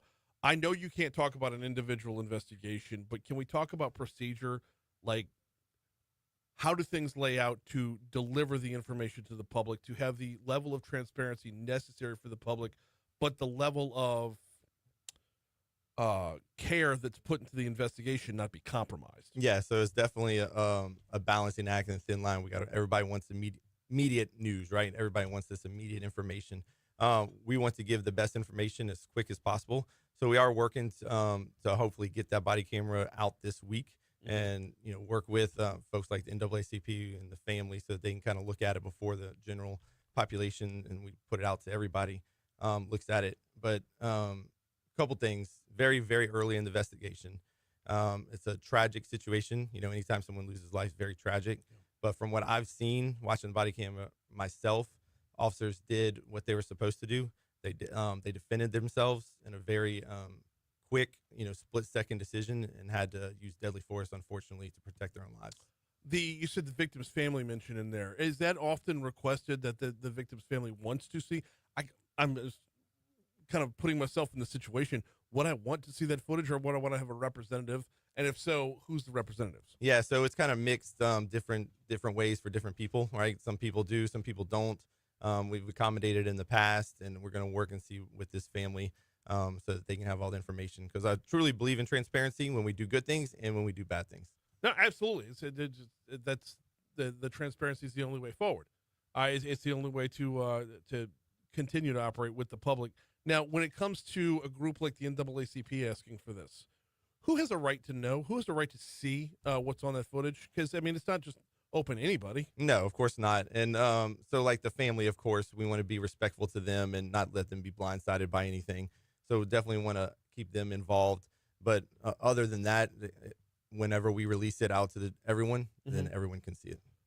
We got a couple minutes left with Baton Rouge Police Chief TJ Morse. She said this is going to be soon, though, right? We're looking at the next week or so? Yeah, hopefully this week. Okay. And hopefully that'll clear up a lot that goes along with it. The two officers that were involved have been placed on administrative leave. Walk me through, if you could, just what procedure is there, because that is standard. Yeah, definitely standard. One, just so that we can, do our investigation. They have several interviews they have to do, both internal investigations, homicide investigation. They have to do both those interviews. And also it's just standard just for their mental wellness, right? We don't want them to have to go back to work this happens early Saturday morning. We don't want them to have to go back to work Saturday night or Sunday after something like this happens. So we also, do peer support and make sure that they're mentally well before they come back to work. How deep is that peer support? How much care is given to that end of the job? Because I think that's something that gets very, very overlooked in the public, is like, at the end of the day, this guy shot a guy. Right. And that's going to stick. Yeah, and he didn't go to work wanting to do that, right? And right. It's very apparent when I'm watching the body cam footage that they cared and they were going there to help. They talk about trying to get this person mental help and talk about the substance abuse that he is and transport him to a hospital. That was their goal, right? And then split second, they have them to make the decision to defend their own lives. That they didn't go to work that night wanting to do that.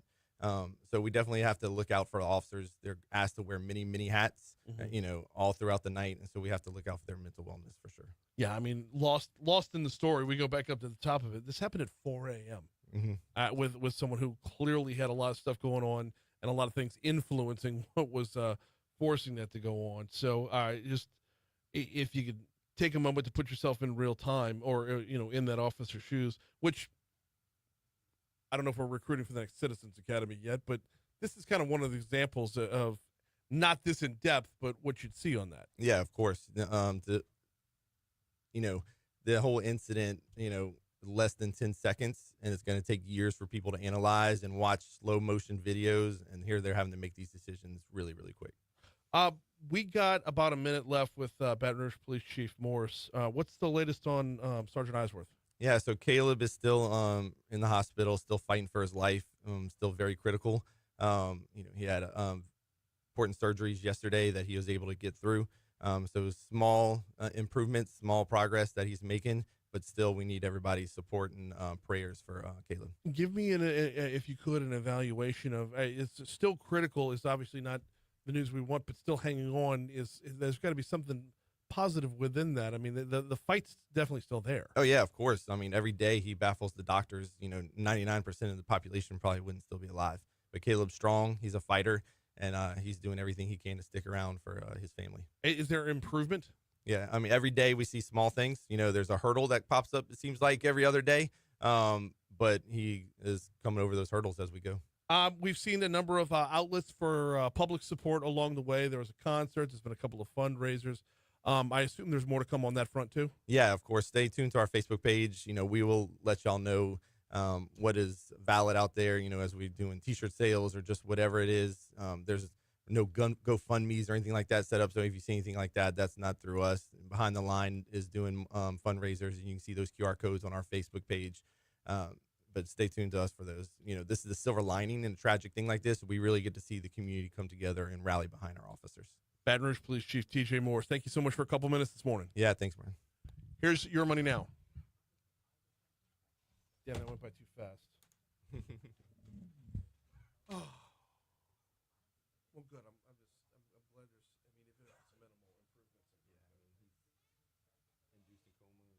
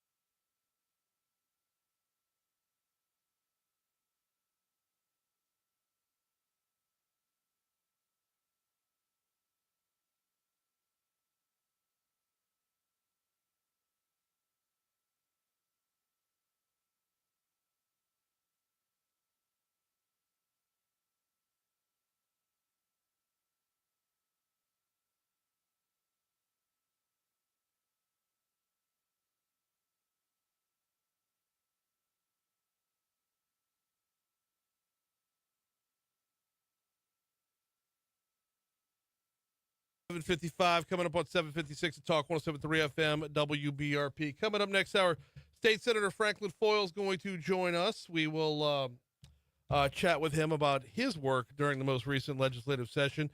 I know the session ended on June 12th.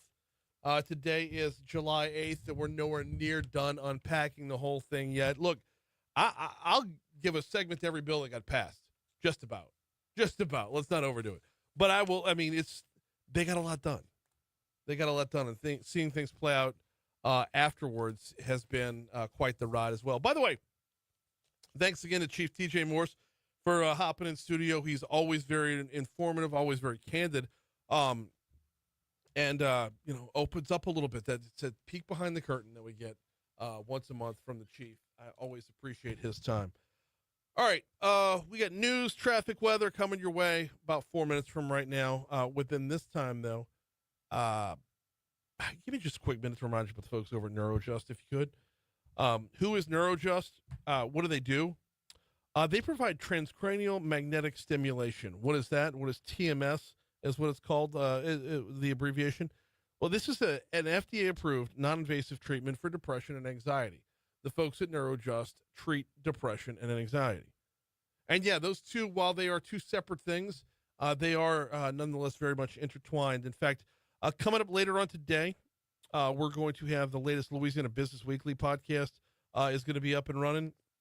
And the folks from NeuroJust, Jordan from NeuroJust is my guest on this week's episode.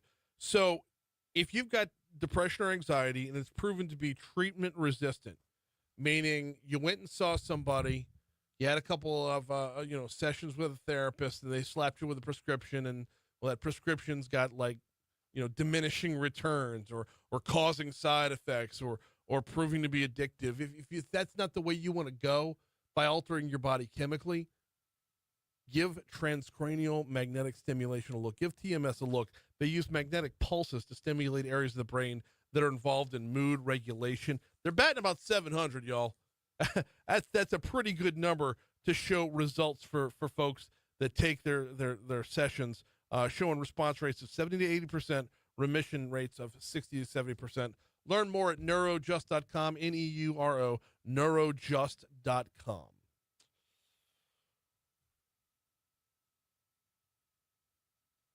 We talked with Brian Trascher earlier this hour.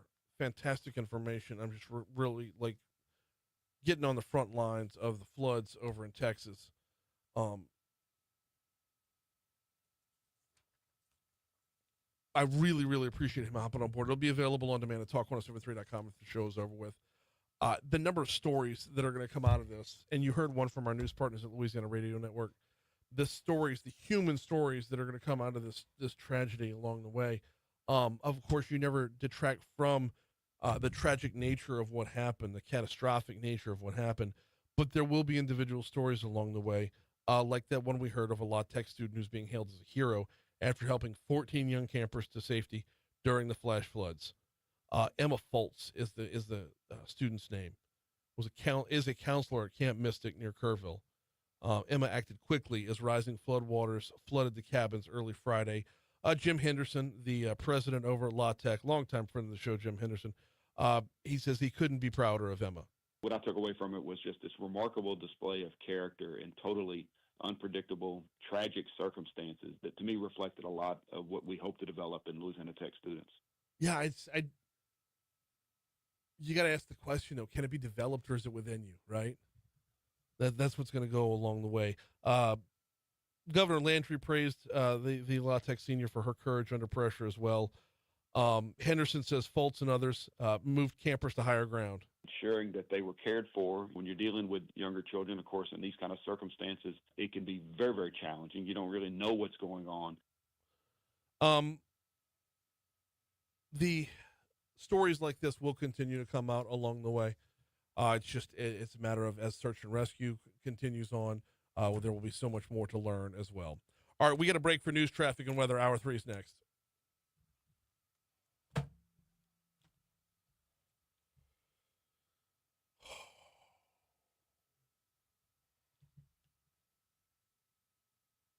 Can you send Palermo Chief Morse as well?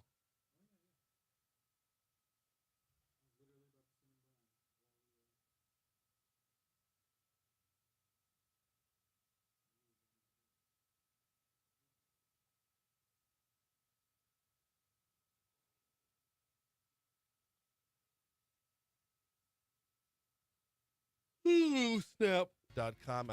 Too soon.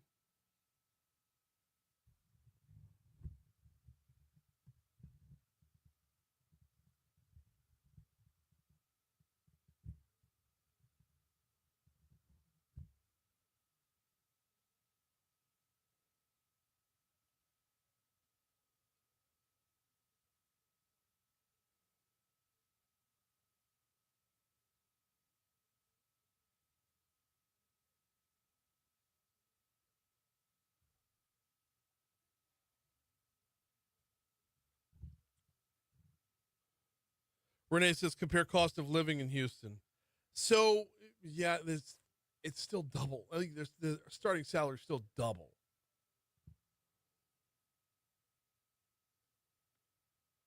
Would he let you ask about the van chase? Van chase. You talking about the ambulance chase last week? He'll let me ask about anything. I mean, there's items where he's limited in his answer, but Chief Morse is unbelievably open when he comes on. It's actually kind of ridiculous.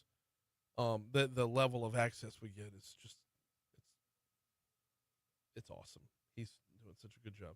And to his credit, though he's a lot more guarded in his answers, Chief Paul wasn't that much different.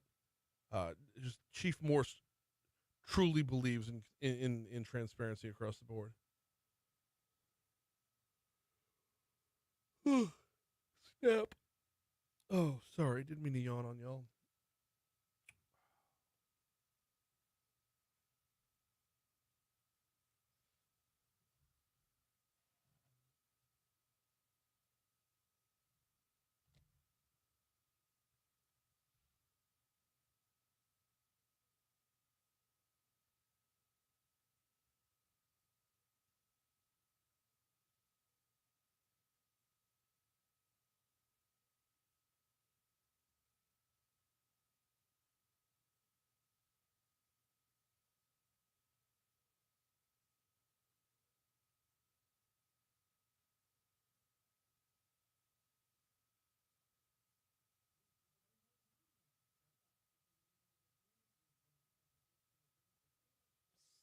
Stupid.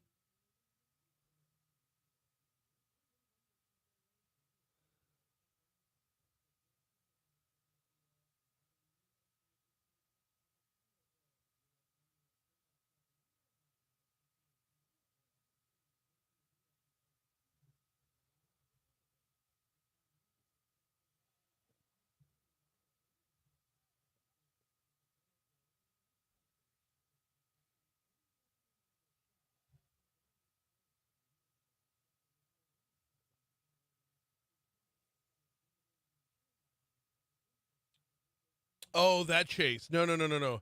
Yeah, I was. I didn't even get to that. I didn't even think to get to that.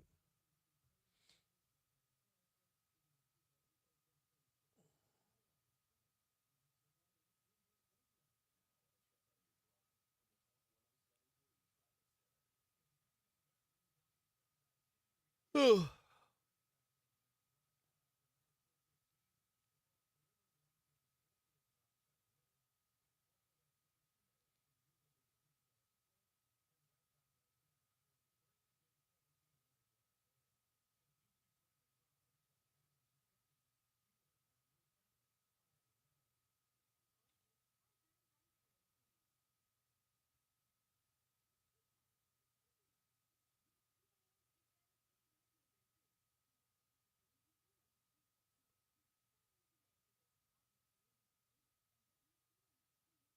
Oh.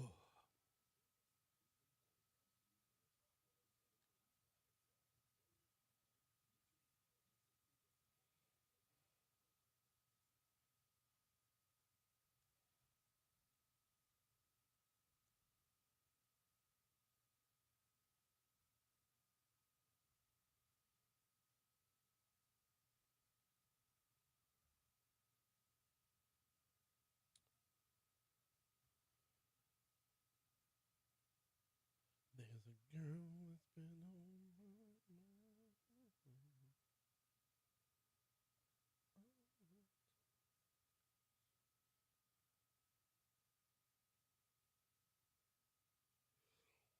mind.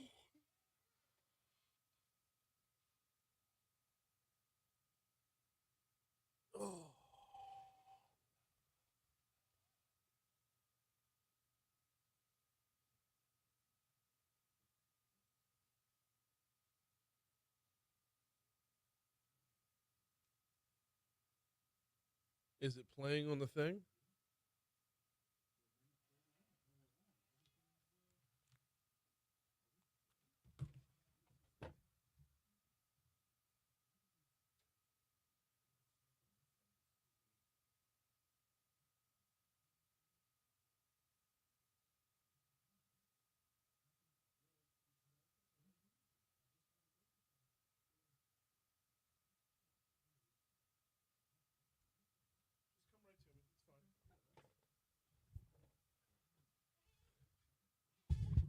Give me my mic. We're good. We're good.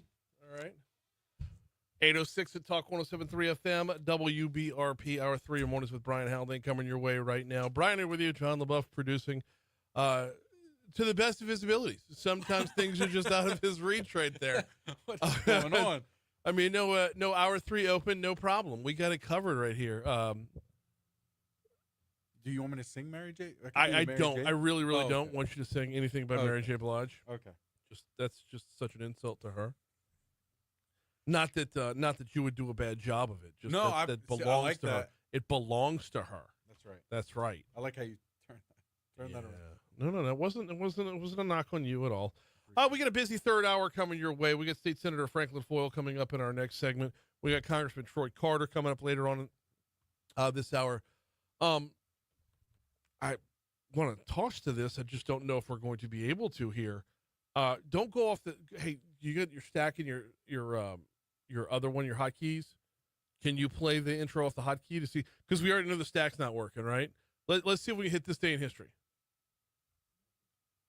Ooh, So odd. Yeah. Yeah. Nothing. It's playing, but man. strange. All right. Well, we're gonna have to Strange reboot indeed. that, because traffic played out of there, right? Yeah. The whole everything commercial wise.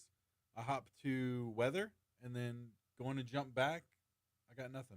All right. Everything's Well, on. hopefully Yeah. we're able. Yeah. Weird. Hopefully we're back up and running before our next set of commercials, because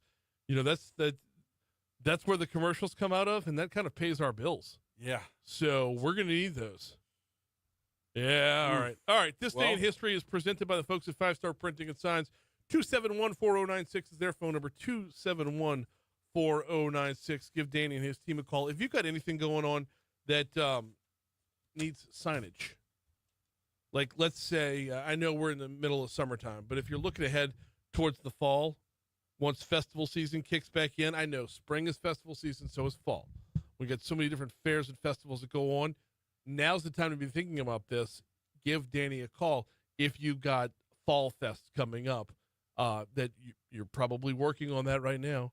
Get your printing done for all your signage over at 5 Star Printing and Signs. 271-4096. And while you're at it, look around your office. If you need a refresh on your brochures, you need a refresh on your restaurant menus, you need a refresh on your business cards, Danny's got you covered. 271-4096. All right, this day in history.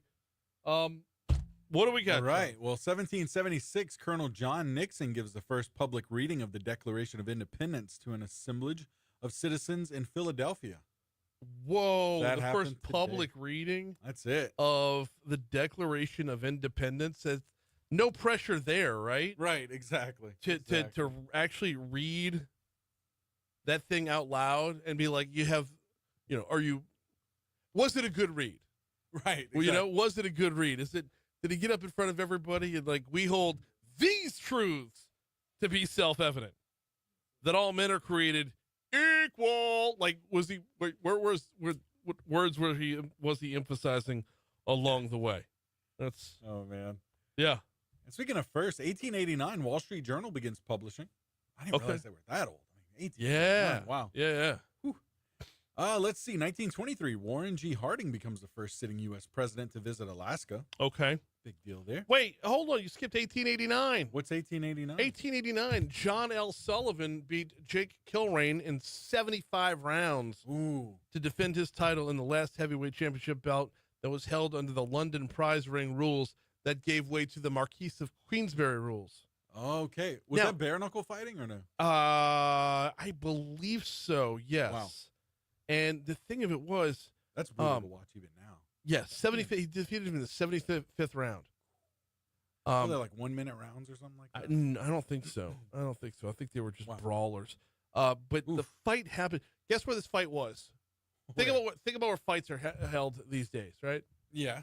You know, was it in Vegas? For some reason, I remember that. I'm not even looking, but somehow I remember that. Mississippi. Yes. It is? Yes. Okay. Where in Mississippi? Oh, that Hattiesburg. No. It's not? A town called Richburg in Lamar County. Hattiesburg. Richburg. It was a burg to be sure. Oh. It was Richburg, Mississippi. Ooh. Which is actually not far from Hattiesburg. Looking at it. Okay. Wow, man. Bare you know what? Brawlers out there. It. Oof. Someone was like, I don't even know if Richburg. I don't think Richburg exists anymore. Oof. Yeah. Ooh, Tough yikes. go of it. Yes. But yeah, 75 rounds of fighting. How about it? Oof. You know. Man. All right. What else?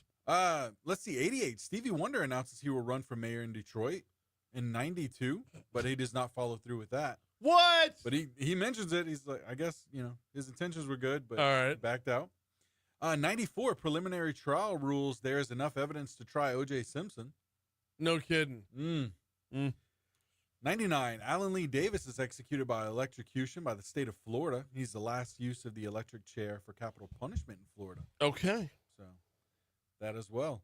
2019. Jeffrey Epstein, which, who had no client now, list, right? though, by the way. Yeah. He was indicted on Jeff further Epstein. charges on sex trafficking of minors, but, Sex trafficking of minors. Yeah. Who did he traffic them to? All right. How could he be guilty of sex trafficking if there was no clients? There we go. I still don't understand. There we go. By the way, can we rewind the clock back to 1497? Always. You know what happened on this day in 1497? I don't. Vasco da Gama sailed from Lisbon to India. His first voyage to India got underway today. Okay. Yeah. Good on him. Hey, 2022, gymnast Simone Biles, age 25, becomes the youngest person to receive the U.S. Presidential Medal of Freedom from President Joe Biden. Okay. So that happened as well. Yep. Good stuff. Yeah. Remember when we all liked Simone Biles? Yeah. That was a good week. Got any birthdays? John D. Rockefeller. Yes, sir. Here. Kevin Bacon as well today. Okay. Let's see. Who else we have? Toby Keith, country star Toby Keith. Why not? He's no longer with us anymore. Oh, speaking of musicians, Beck. I never Saw heard from him in Beck. a while. Saw Beck. Ooh, Marty Feldman. Oh, Marty big Marty Feldman. Feldman fan Yeah. for sure. Yes. Yeah. Young Frankenstein. Yep. Jeffrey Tambor as well today. Yep. Whose name I didn't recognize, but face, of course. Seen him in everything. Who? Oh, Jeffrey Tambor? Yeah. All right, what about deaths for today? Deaths for today. Do you have any notable dudes? Not really. Shinzo Abe. Abe. Shinzo Abe. Yeah, That's okay, true. we'll roll with him. Former Prime Minister of Japan. Shinzo Abe died in 2022. He wasn't that old because he was born in 1954. He was assassinated. Wow. Right? I guess he wasn't just shy of his 70s. Yeah, his assassination sent shockwaves through Japan. Yeah. Oof. National days. Man, you know what? National Video Game Day. We Wanna can go roll with What that. about Math 2.0 Day? Math 2.0 day? I don't know. National Ice Cream Sunday Day? Ice Cream Sunday day? That doesn't make any sense. I know. What's a Sunday? All right. Well, what did I have for National Day today? Yeah, I had National Video Game Day. I don't know. This whole segment's been out of kilter because we didn't start off with music. It seems odd, doesn't it? Even though we're quiet, even though there is no music by this point, right? It's just still. We didn't have a walk-up song. How you expect to have the at-bat if you don't have the walk-up song? 8:15 Talk 107.3 FM WBRP. We will do our level best to just recover from. No, just kidding. Tell you what, quick break, check traffic, come back. We got State Senator Franklin Foyle next. Okay, so now that stack works. What the hell? That doesn't make any sense though, because it comes out of the same pot.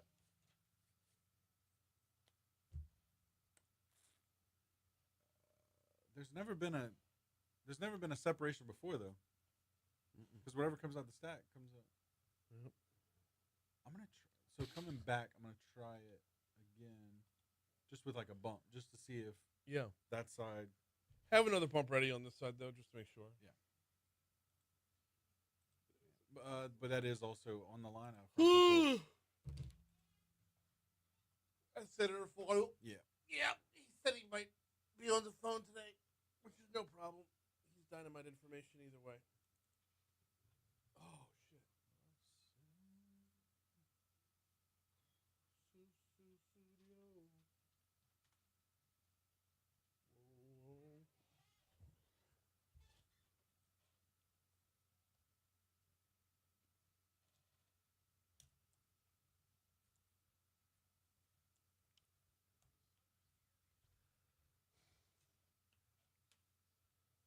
Oh, Matt says the chase that happened yesterday from Plank to the Whiskey Bay Bridge. Yeah, I saw that. I commented on it.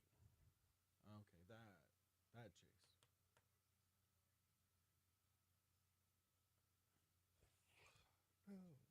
chase.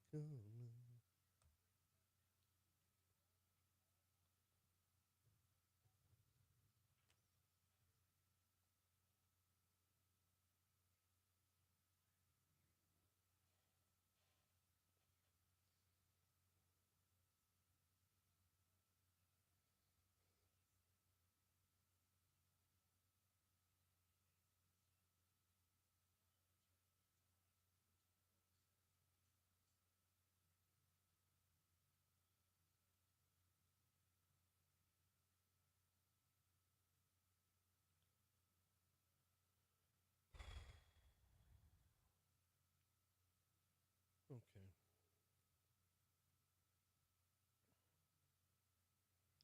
Feel so good if I just say the word. I've had like all the Phil Collins songs stuck in my head for like a week now. I don't know how to get them out. Yeah, it's the weirdest thing. Yesterday, funny enough, yeah, it was a Phil Collins song. I Don't Care Anymore. It was a cover by a band called Saint Estonia, but nonetheless, Phil Collins. Like, fascinating. Good song.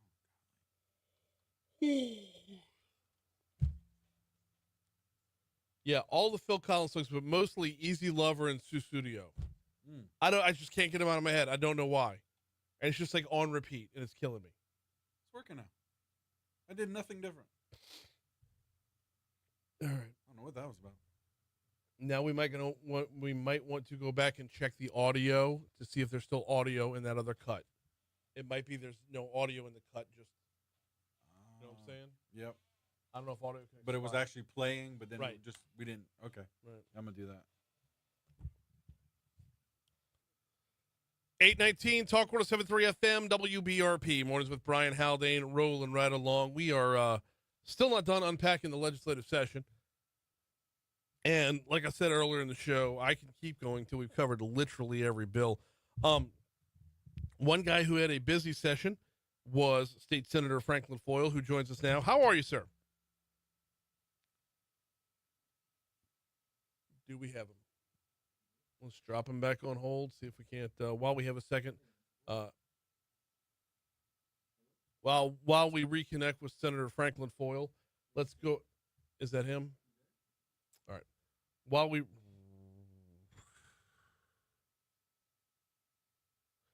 reconnect with Senator Franklin Foyle, just go ahead and hang up so you can call back the hotline.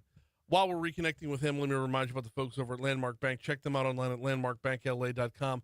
Landmarkbankla.com is the website, founded in 1897 as a community bank, and in 2025 they remain a community bank.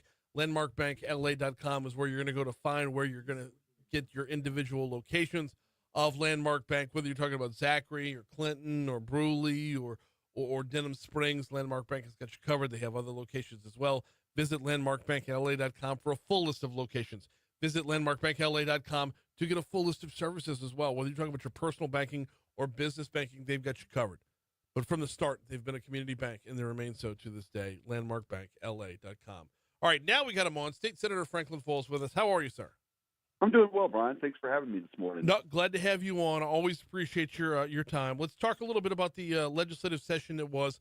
Before we get into some of your bills, let's talk about the overall just the tenor of the session and what got done. Sure. It was quite a busy session. It was a fiscal session, which is a shorter session. It's only 2 months, and it's supposed to concentrate primarily on fiscal bills.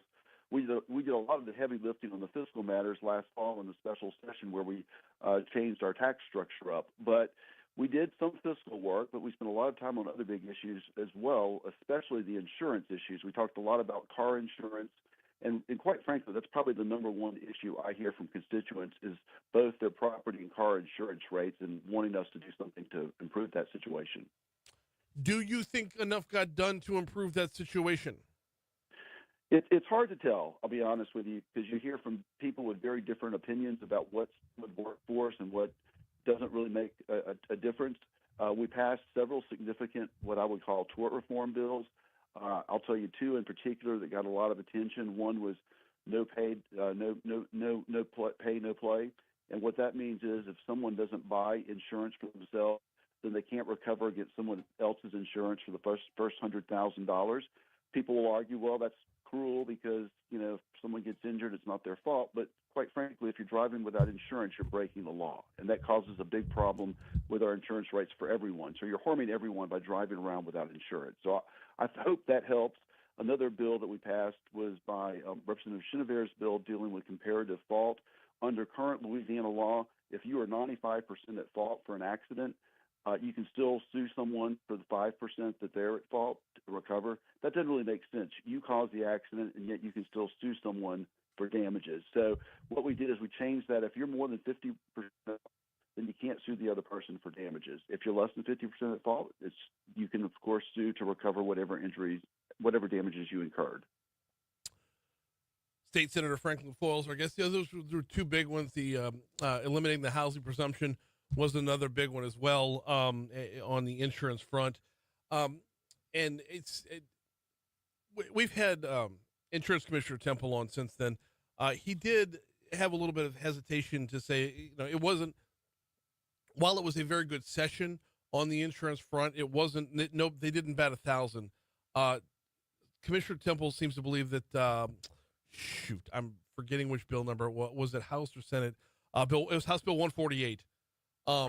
May have created some hesitancy or reason for hesitancy for insurance companies to want to play in our sandbox. Look, we're never going to bat 1,000 in everyone's eyes. I always look at it, and I think the bill that Commissioner Temple had concerns about basically gives him more authority to govern rates than insurance companies charge in Louisiana. And when the bill was introduced, I'm sorry, Senator Foyle, I'm going to jump in real quick. I'm asking you to hang up and call right back. We're getting you it's a digitized version of your voice, and it's cutting in and out a little bit. So let me just, if you wouldn't mind, sir, just calling right back. Sure. I greatly appreciate that. He was about to dig into some good information right there, and rather than us hear every fourth or fifth word of it, hopefully we'll get on a better cell, a better connection along the way. And we've got him right now. Go right back to him. That didn't take long at all. Senator Foyle, welcome back. Thank you for reconnecting, sir. No, and I'm sorry for the technical troubles. I was going to try to come by the studio this morning, but I had another conflict with my law practice. So I'm glad we were able to connect. Yeah. Can you hear me now okay? I can. So talking about the quote-unquote giving the insurance commissioner more power or more oversight into rate setting rates, but everything he does is by the numbers. Well, and that's what I think we made a much better bill on the Senate side when we received it from the House.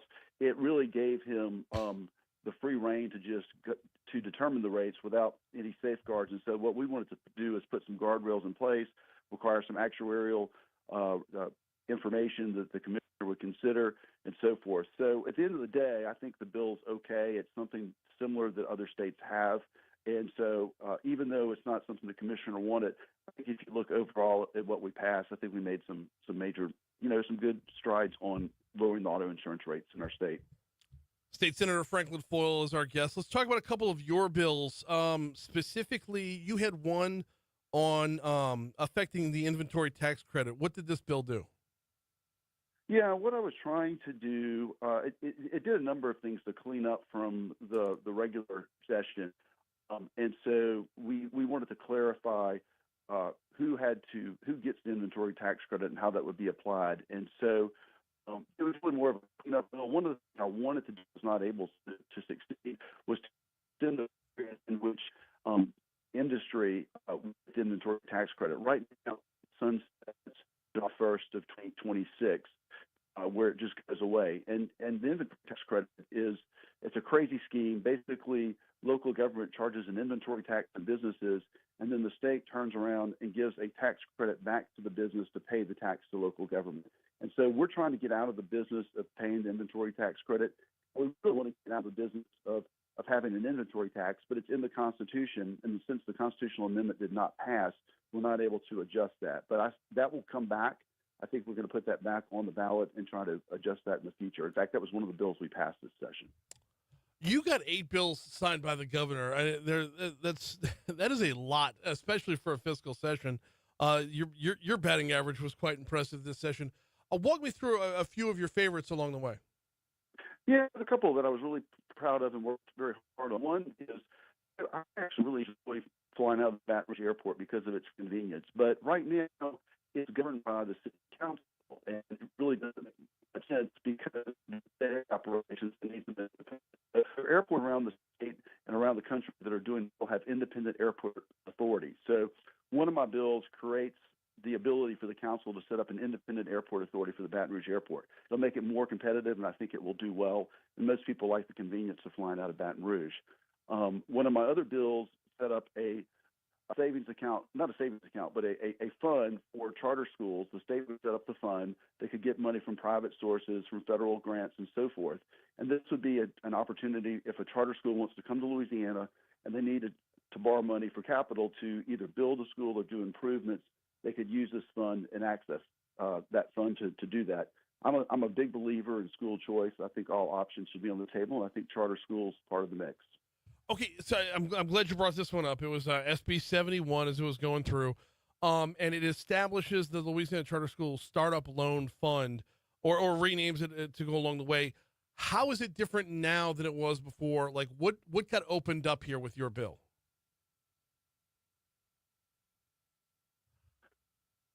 School to borrow up to $100,000 to basically for some startup costs, as far as some equipment and curriculum and things like that. This is going to have a ceiling of, I think we need to put a ceiling of that major construction or even renovations over $1 million. So it gives charter schools the opportunity capital to build structures. And, once again, it's not a giveaway. They would be back with a loan to try to give them an opportunity to get to our state. Is this just for new applicants or new charter schools, or can existing charter schools dive in on this to tap new sources of revenue?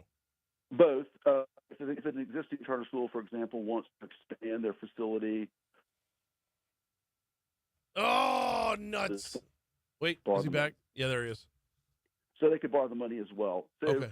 It applies to both new and existing charter schools. And once again, this is money that will be put in the fund by federal grants, private donations, and the state can put some money in as well. But it gives us some chance to access this capital for charter schools. All right, I'm going to want to take a deeper dive on that one at a later date because I think there's a lot of potential with that. However, we are straight up out of time. He's State Senator Franklin Foyle. Thanks so much for hopping on board this morning. Thanks, Brad. Take care. Bye-bye. Always. Oh, man. Yeah. Happens to the best of them. To the best of the cell phones, that is. That was, Franklin Foyle got a lot. He did work. Over the 2 months that was the legislative session. We'll catch up with him a little more in depth about the bills that he got passed and where the state heads as a result of them at a later date. Right now, though, I want to remind you, Louisiana Business Weekly podcast, your source for the latest in Louisiana's business landscape. Of course, I'm the host, but it's not my show. We've got storytellers telling stories about their businesses. It is proudly presented by Currency Bank, and you can get it at talk1073.com or wherever you get your podcasts. Here comes news. Congressman Carter's next.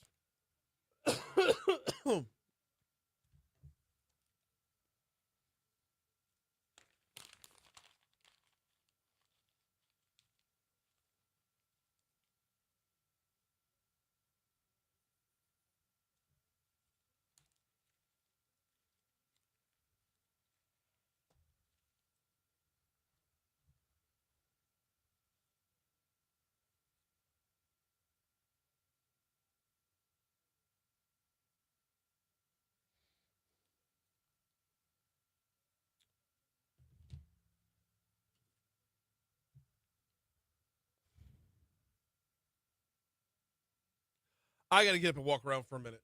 My level of tired has kind of kicked in, so.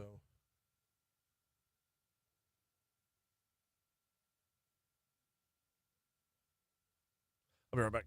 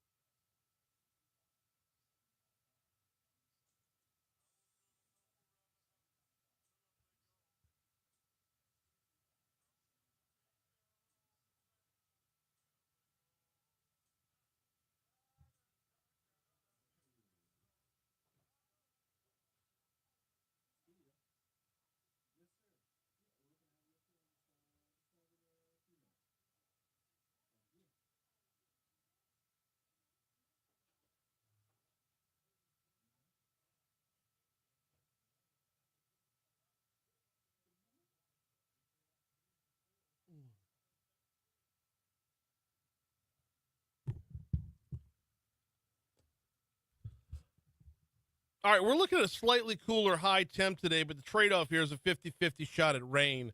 What we're looking at here is that 50% chance of rain going to kick in around noon today, bump up to a 60% chance around 1, and then for the remainder of the afternoon, we're looking at anywhere from a 40 to a 50% chance of rain until 6 o'clock-ish before it starts to scale back. Now, that's going to keep temperatures in the mid-80s around there. We should get to about 87, 88 by noon.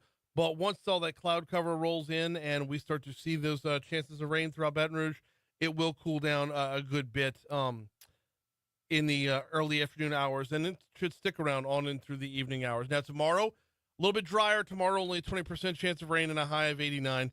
Your high on Thursday is going to be 88 with a 60% chance of rain back at the forecast. And really, we've got some level of rain in the foreseeable future with the exception of tomorrow, but like we're talking all the way through next Thursday, as far as the potential of rain being out there. Right now, we are looking at sunny skies and 82 degrees in downtown Baton Rouge.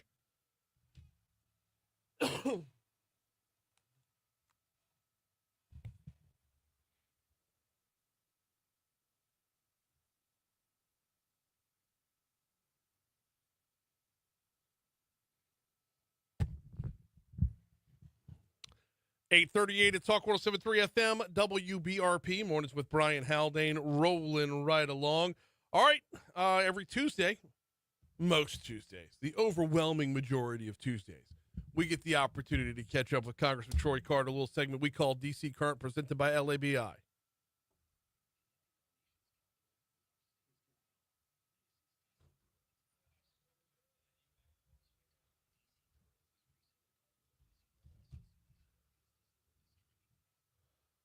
Welcoming back to the show, Congressman Trey Godfrey, representing Louisiana's 2nd Congressional District. How are you, sir? I'm doing well, sir. How are you? I'm very well as well. Before we get down to business, and you got a big town hall coming up, before we get down to that business, though, I do want to spend some time on the weekend that was in New Orleans. Were you able to attend any of Essence Fest? I did. I spent the whole weekend. I went each night, participated in several of the empowerment panels talking about issues that are important to the people of our country and specifically Louisiana. I refer to Essence as a party with a purpose. It's got 3 nights of concerts, but days are filled with seminars and panel discussions, and it was a very wonderful scene. How was attendance this year? It was off. Attendance was not as it is normal, and I attribute, I guess, a lot of different things: the economy, people not having the resources that they normally have, and there were a few people that were upset about some of the changes that were made to the way the Essence Fest generally operates. There was some pretty hefty delays on Saturday night. Yeah.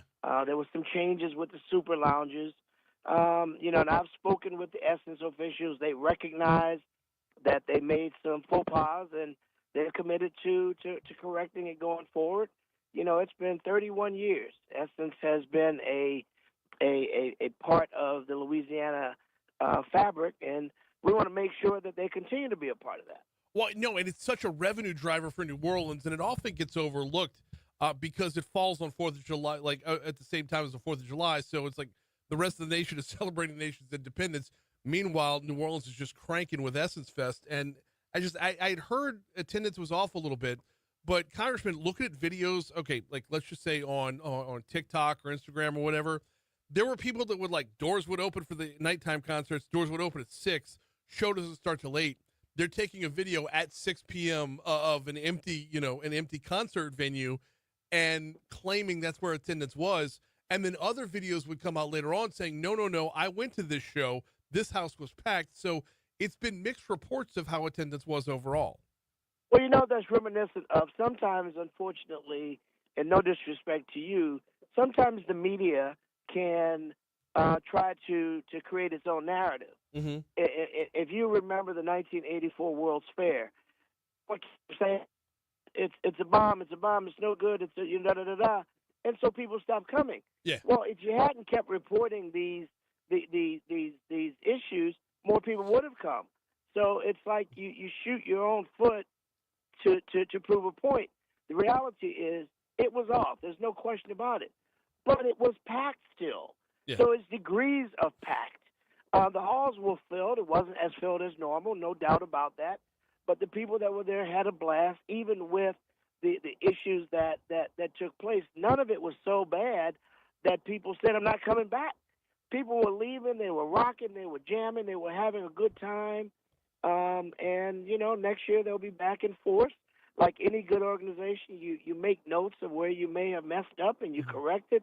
Essence issued a statement that we made a faux pas on the super lounges. They recognize that what happens with one act, you jam all these acts in, and when one's late, there's a ripple effect. Mm-hmm. So now they've got to do a better job at readjusting, and some of the smaller acts might have to come off. So people like Lauryn Hill, who was a headliner, doesn't come on the floor at 2:30 in the morning. 2:30 in the morning. Goodness gracious! I'm And so that, old. and that was a part of it. They showed the floor at 2:30 in the morning. Well, yeah, most people are falling asleep at that time, so they went home. Yeah. So it wasn't that they didn't come; they just didn't stay until 3 in the morning. Well, and there's another part of this, Congressman Carter, that even if numbers are off, Essence is kind of it's got this built in where it is its own thing because of all the events of the day. You don't have to rely on just the music. You don't have to rely on just the headliners because it is its own thing. As a festival, it's not just a music festival. It's got That's that right. buffer built into it to where you're going to have folks attend every year to take advantage of the full experience, not just the music experience. And I'm glad you mentioned that because here's the point of people that may be in a financial place that they can't afford to go to concerts every single night. All of the activities in the convention center are absolutely free. Right. You can go and see the stars. You can go and listen to the various panel discussions. You can go and purchase goods and merchandise in the marketplace. You can go and talk about mental health, physical health, talk about health screening. All of that, that's why I refer to it as a party with a purpose. Right. So it's not just coming to party. And again, this is all free at the convention center. And you want to talk about packed, you can hardly walk. Yeah. Yeah. Well, there's benefit to being inside the convention center on a July day in New Orleans. Well, here's the other part that's really important. Essence came here 31 years ago when the summer months were dogged. Hotel rooms were empty. Yep. I was on the city council when we created this atmosphere. Mm-hmm. The very first Essence Festival, I was a part of it as a member of the city council. It was supposed to be just 1 year. Mm-hmm. It was so successful, we negotiated them to come back. And now 30 years later, what it's done is it's filled a void in the hottest time of the year, right. And hotels are full. People eating in restaurants. It's a great time. No, it absolutely is. We have we're speaking with Congressman Troy Carter. This is DC Current presented by LABI. We have a regular relationship with New Orleans and Company where they hop on the show every so often to give us updates on what's going on convention-wise, tourism-wise, and whatnot, not just in New Orleans, but statewide as well. And I asked, actually, the last time I had Kelly Schultz on, well, the time before Essence Fest, I asked her how much of Essence Fest's success today is attributed to the movie Girls Trip, which, unbelievably, she's like, you wouldn't believe the number of people who still reference that movie now. And that movie was, 15 years ago? Yeah, and people come, and you see the packs of young ladies who are here for, Mm-hmm. rather it is class reunions or bachelorette parties or girls' weekend, just a time to come together. And it is amazing the branding of what this means to our country and what it means to the economic coffers for the city and the state. Let's pivot and talk a little business. You got a town hall coming up with some pretty heavy hitters on the roster here. Tell me all about it. So yeah, we have our another town hall meeting. As you know, we've had quite a few throughout the state. But July 10th at 6 p.m., we'll have a town hall meeting featuring Democratic leader Hakeem Jeffries, Congresswoman Robin Kelly, Debbie Wasserman Schultz, Annette Barragan, who are all a part of our steering and policy committee.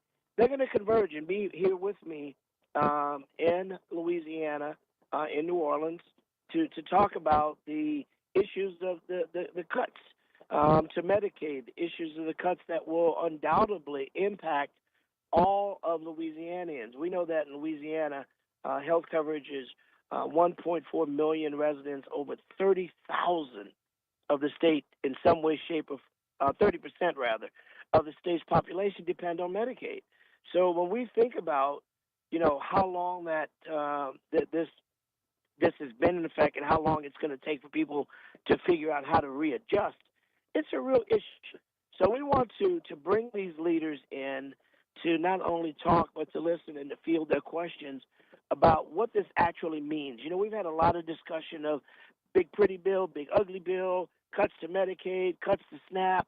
We're going to do a deep dive and encourage people to come out, ask their questions, and not only are we going to talk about the fact that the bill has been passed, we're going to talk about what we can do to mitigate the pain associated with these drastic cuts, rather it is the loss of rural hospitals or the lack of funding for National Institute of Health that does research for dreaded diseases like cancer and Alzheimer's and things of that nature that are so critically important to all parties, to all races, to all geographic areas, that we want to spend some time listening, talking, explaining, and sharing strategy on how we get through this period. I like where this is headed, Congressman, because we led off by talking about the World's Fair and a self-fulfilling prophecy here. Is how do you take these are the cards that were dealt? It's not what you voted for, but these are the cards that have been dealt. So how do you make the most of the success of your constituents moving forward? And that's exactly what this is. This is not kicking cans and being angry. It's now about how do we deal with it. It's here, and listen, I don't like that it's here. As you stated, I voted against it, but now it's here. How do we navigate it? How do we deal with it? How do we educate the electorate? How do we inform them? Like, for example, one of the things that's critically important is every 6 months, people on Medicaid will have to essentially reapply. Well, you know what happens every 6 months? You're trying to live. If you had to renew your driver's license every 6 months, you wouldn't have a driver's license. And so, but this is much more important.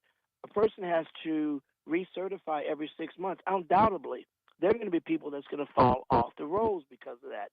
So part of our discussion is reminding people, here are the rules.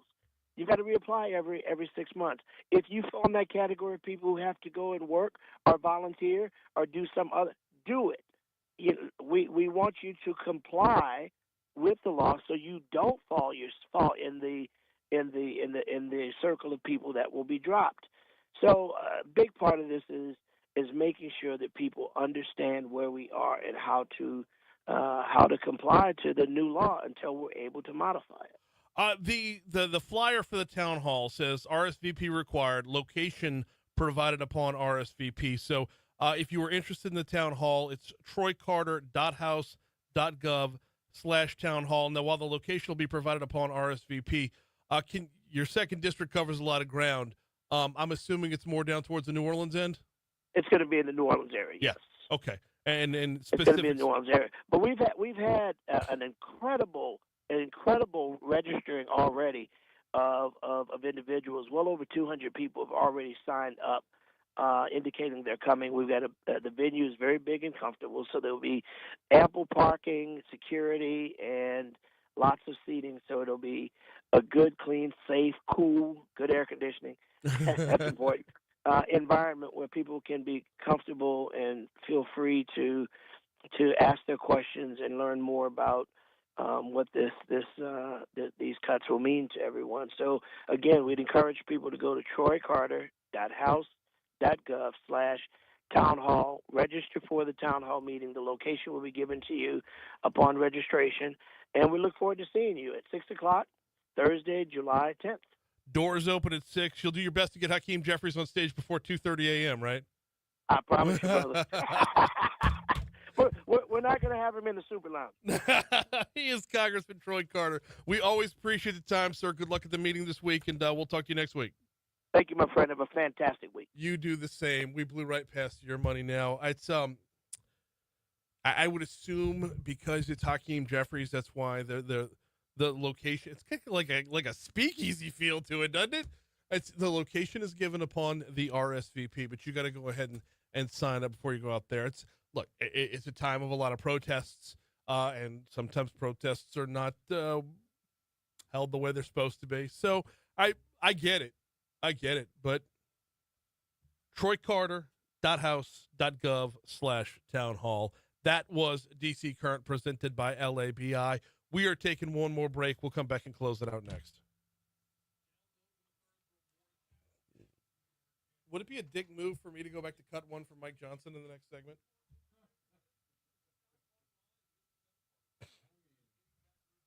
No, you know what? Yeah, no, I want to, because the whole point is right now we're all on the clock. Yeah. And this particular segment with Congressman Carter is why I love him. We're not kicking cans, we're not kicking rocks, we're not having a pity party. Yeah. It's how do we avoid this becoming a self-fulfilling prophecy? That was kind of awesome. Cue up cut one though from Mike Johnson. Okay. Only through where he says there are no cuts.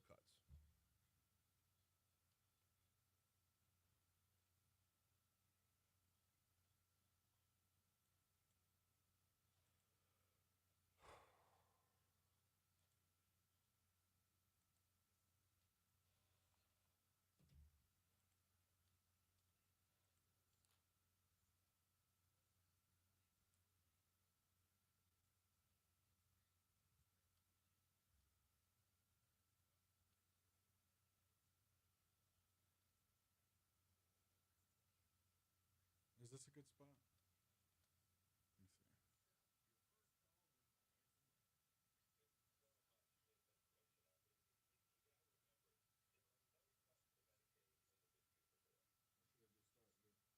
Start with, you got to remember. That's good.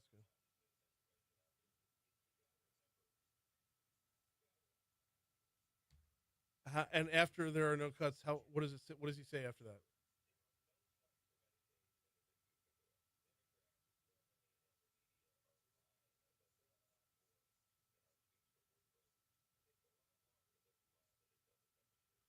We'll stop. Well, I don't want him accusing Democrats of lying. We already played that part of it. There's no reason. Let's cut it right there.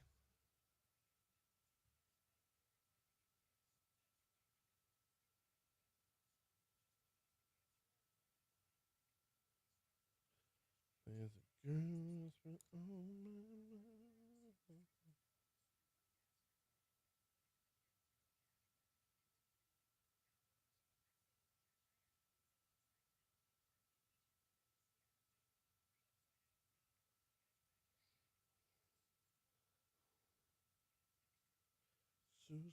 Studio. All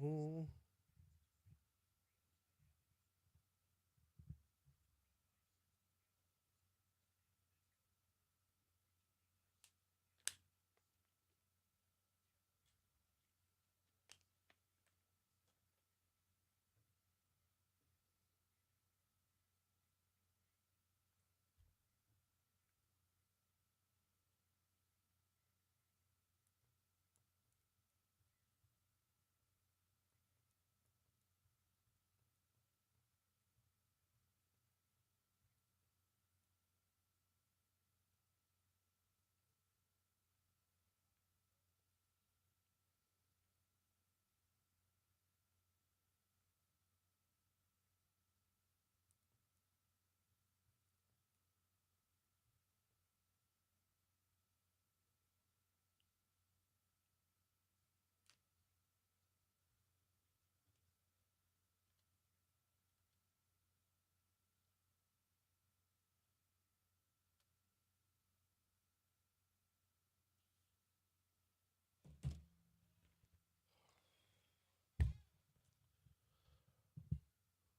Last day to take advantage of the 4th of July weekend savings over at Mathern's. They've got their specials that have been going on for a little bit over the last week. Ground beef, that's the 80-20 lean ground beef. Ground beef, $3.99 a pound. Chicken wings, $1.99 a pound. Leg quarters, 99 cents a pound. St. Louis style ribs, $2.99 a pound. Veron smoked sausage, 3-pound box for $11.99. They've got so much going on at Mathern's. There'll be new specials coming out tomorrow.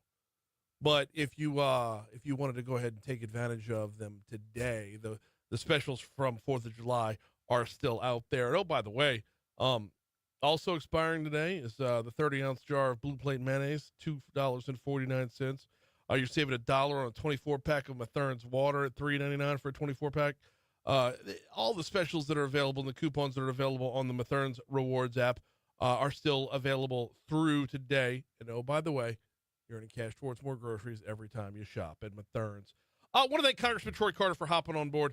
What a fantastic segment. I know we went a little Essence Fest heavy right there because there were so many conflicting reports about the level of success this year.